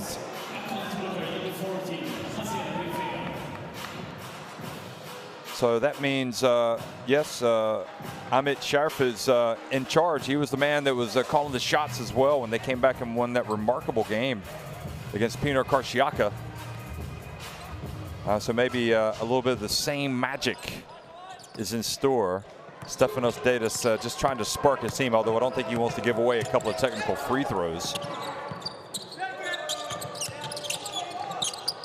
Oh, beautiful bounce pass, Horton.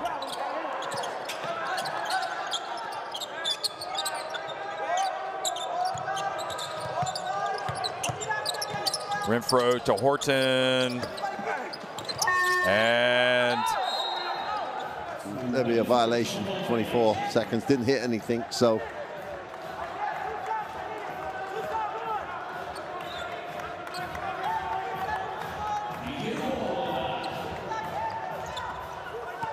Jeff, I think it's a now or never moment for Holon.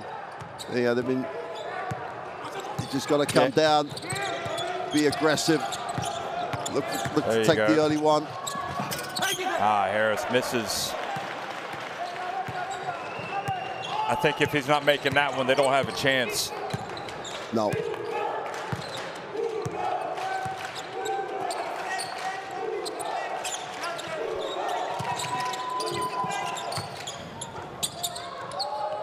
Now from the corner, and there's the putback, and Hapoel Rivero puts it up and in. So Hereda and Pablo Burgos flexing the muscle here at the end of the game. And Panini's pass intercepted. And really, Mark, you just go back to that moment in the game again late. Well, what was about 3 minutes left in the second quarter. The opportunity is there for Holon. And there is Harris absorbing the contact, seeking the contact, and getting it just to stop the clock and try to get to the line. Is that a pass or a shot from Cook? What do you think? It depends if you're the assist. If your friend is the stats person, Jeff. If your friend is a stats person, that's an assist. If the stats man doesn't like you, that's an air ball. And if you're Rivero, he's going to give you an offensive rebound for it too. So. No, it was classified as a three-point jump shot missed. And we've seen it from we've seen it from a couple of players. We saw it from unfortunately Shepard, who made the star lineup. We saw it from Bonzi Colson, although he made that play of the game, diving out of bounds. And now we've seen it from C.J. Harris. They just have not made the impact that their teams really needed them to make in this game, being the guy, if you know what I mean. But Strasbourg lived to fight another day because of that serious never say die grit and determination. Oh boy, terrific. Oh goodness me, is he okay? Help him up. No. Looks like he's hurt. Is that Tyrus McGee? Yeah. And now he's appealing for a foul. He can't not technically, he can't not give a technical for that. However disappointed and passionate and everything else, the referee can't ignore that one. Wow, look at that. A little bit delayed. I was shocked. I mean, McGee, yeah, I mean, there's They could have called a foul. There's no doubt about it. But it's not necessarily a bad non-call, if you know what I mean. No. Could have gone either way. He landed, I mean, yeah, badly. And then the technical foul has been called. So yeah, give credit to Panini trying to argue his team's case. He's got to do it, doesn't he? Yeah.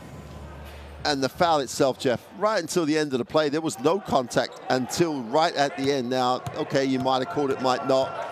If I'd have been on the sideline, I'd have probably expected it to be called because of the way he went down. But when you look at it in the slow motion, there was some contact.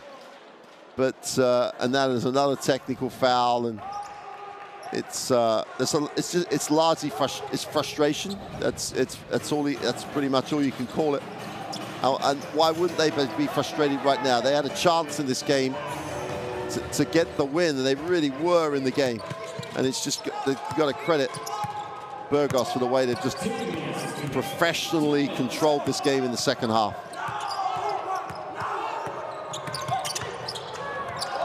Oh, Renfro dribbles it off his foot. Now Harris, is he going to pull up? Nope. He's going to attack, and he's going to be fouled again, so he gets the 2 free throws. I mean, it's not over. Look at this again. So all credit going for it. And, I mean, probably unfortunate not to get the foul call. If you look at that right arm, makes the contact with McGee as he goes up. Yeah. Especially on that previous angle, there was definitely body contact. Now he's going through him, and the arm coming over the top. There's a foul there to call. I think McGee's reaction is the frustration reaction. He probably should have. He should have got the foul. It looked like, but because Rivero's that big and strong, he doesn't have to touch him much to get that sort of reaction. Free throws good. Well, back to 10 points, 1:45 remaining, so you got to get a stop and quick points and try to stop that clock whenever possible. So again, perhaps it's imperative for Burgos to take time off the clock.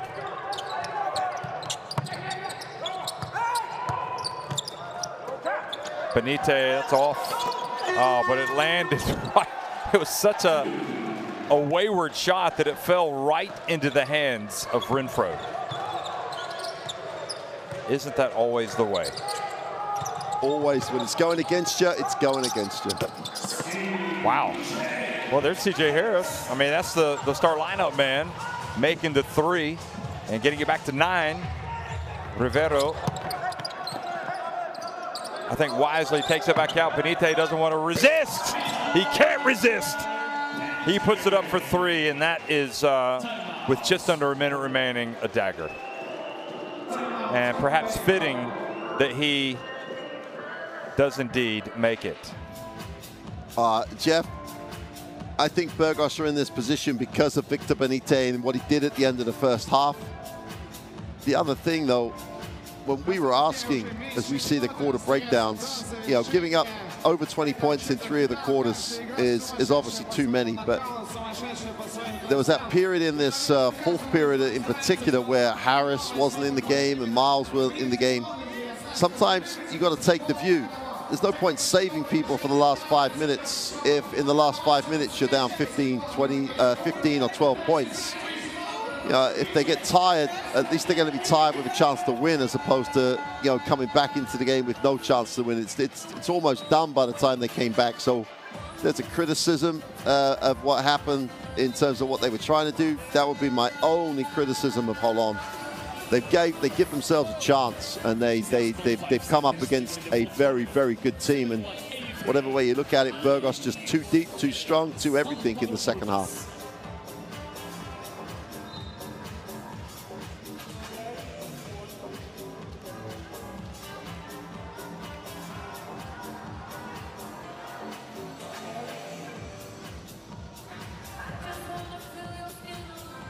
Someone has to bring the ball in, Jeff. Everyone's lining up to run the out-of-bounds play without anyone bringing the ball in. There we go. So it's going to be Panini. He's going to throw it into the paint, and Harris just could not quite stay on his feet and falls out of bounds. It's actually a good attempt from both he and from Panini. Yeah. Nice out of bounds play. National team runs something like that and end up with a layup often. Good steal. Good steal by Workman, though, to get it back to 10. Jordan Sacco. Maybe he's resting up for tomorrow. Yep.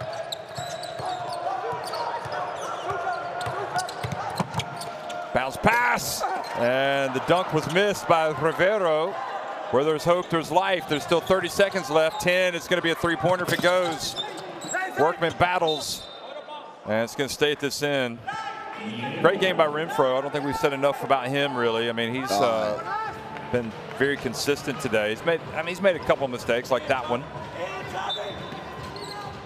Jeff, in that first half where they were flat, Renfro was the man who ticked it over for him. He really did keep him going from the point. Ticked it over scoring-wise. Benitez came in and dealt with the last few minutes of that first half. But those two in particular were the only guys that really looked anything like in their normal level. So, yeah, I like Renfro. I think Renfro's really good for this team. Sets the tempo.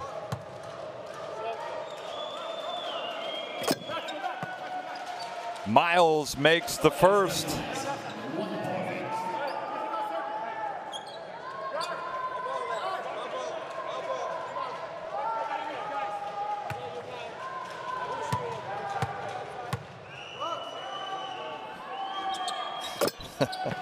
I'm taking a grilling on Twitter for apparently saying something about Strasburg. I don't remember saying, but anyway, that's another matter.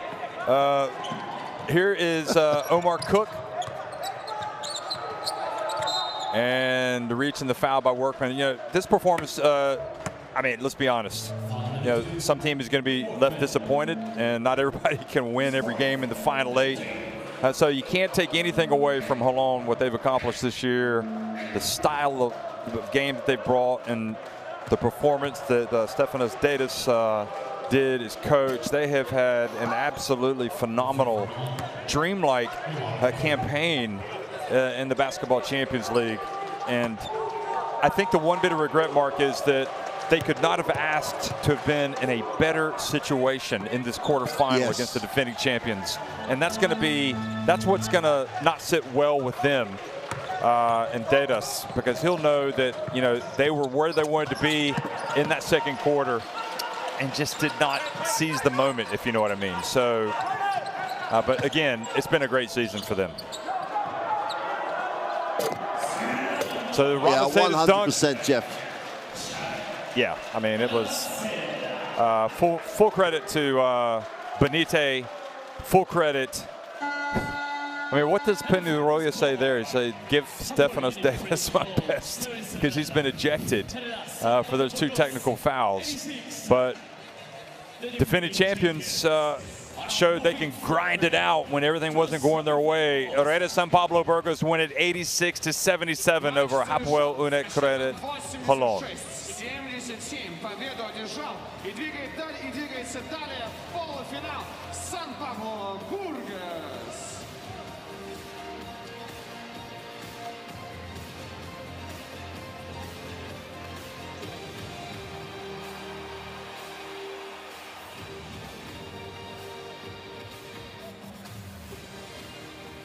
Jeff, while you get the pictures of Dedas, he's going to be a very frustrated coach. He's going to be a very frustrated coach because of the reasons that you said there. That they're sitting there 2 minutes going into the half. They had a chance to win it. Burgos shot 27% from the three-point line and still win, and win relatively comfortably in the end. You know, rebound-wise, they controlled things. Both teams shared the ball beautifully, 24 and 25 assists. You know, you can't argue with either of those. But Burgos, look what they are, which is a quality team. And Benitez with 26 points. Renfro in the backcourt were exceptional. I think I echo what you said throughout. Miles needs more shots, but he still had 23 points. But that was a tremendous performance by Burgos, even though they're a long way from their best in the first half. Basketball Champions League, and we really hope to see you all tomorrow for the semi-final. Have a great night. Уважаемые болельщики, огромное спасибо.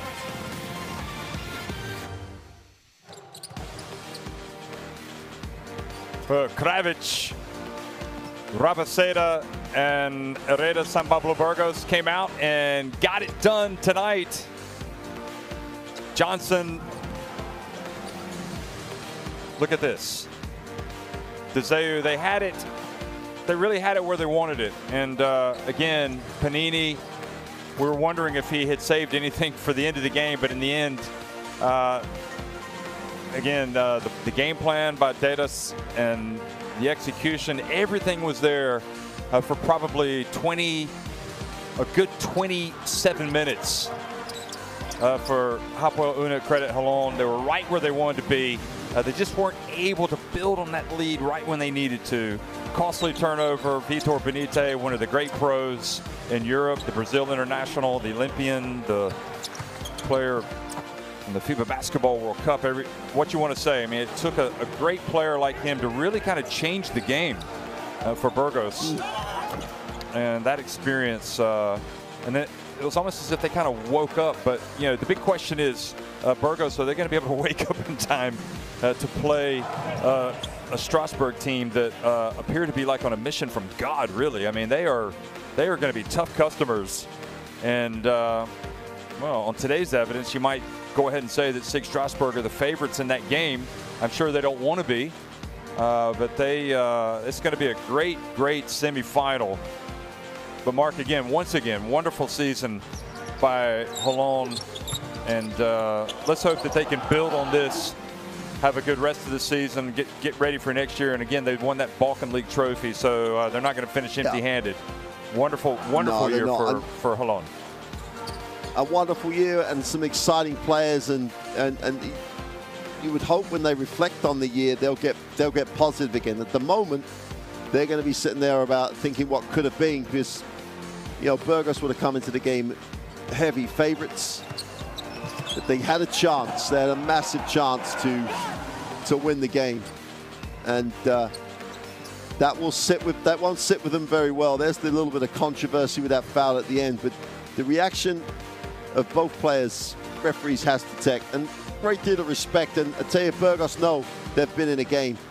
What that might do, Jeff, as you see the road to the final, those semi-finals set up for tomorrow, Burgos might not need to wake up again. I think that might have woken them up. And if they have, then, you know, Strasbourg can be in that underdog role again. Burgos began to look very good in that second half, Jeff. I think it's going to be a hell of a game between them and Strasbourg. Well, it has been absolutely phenomenal stuff, Mark, for the quarterfinals, and we are excited about the semifinals coming up tomorrow. We hope that you're going to be here to join us for more coverage of the Basketball Champions League Final 8. Thanks for watching. Great season for all. Congratulations to the winners. The march to the title game goes on.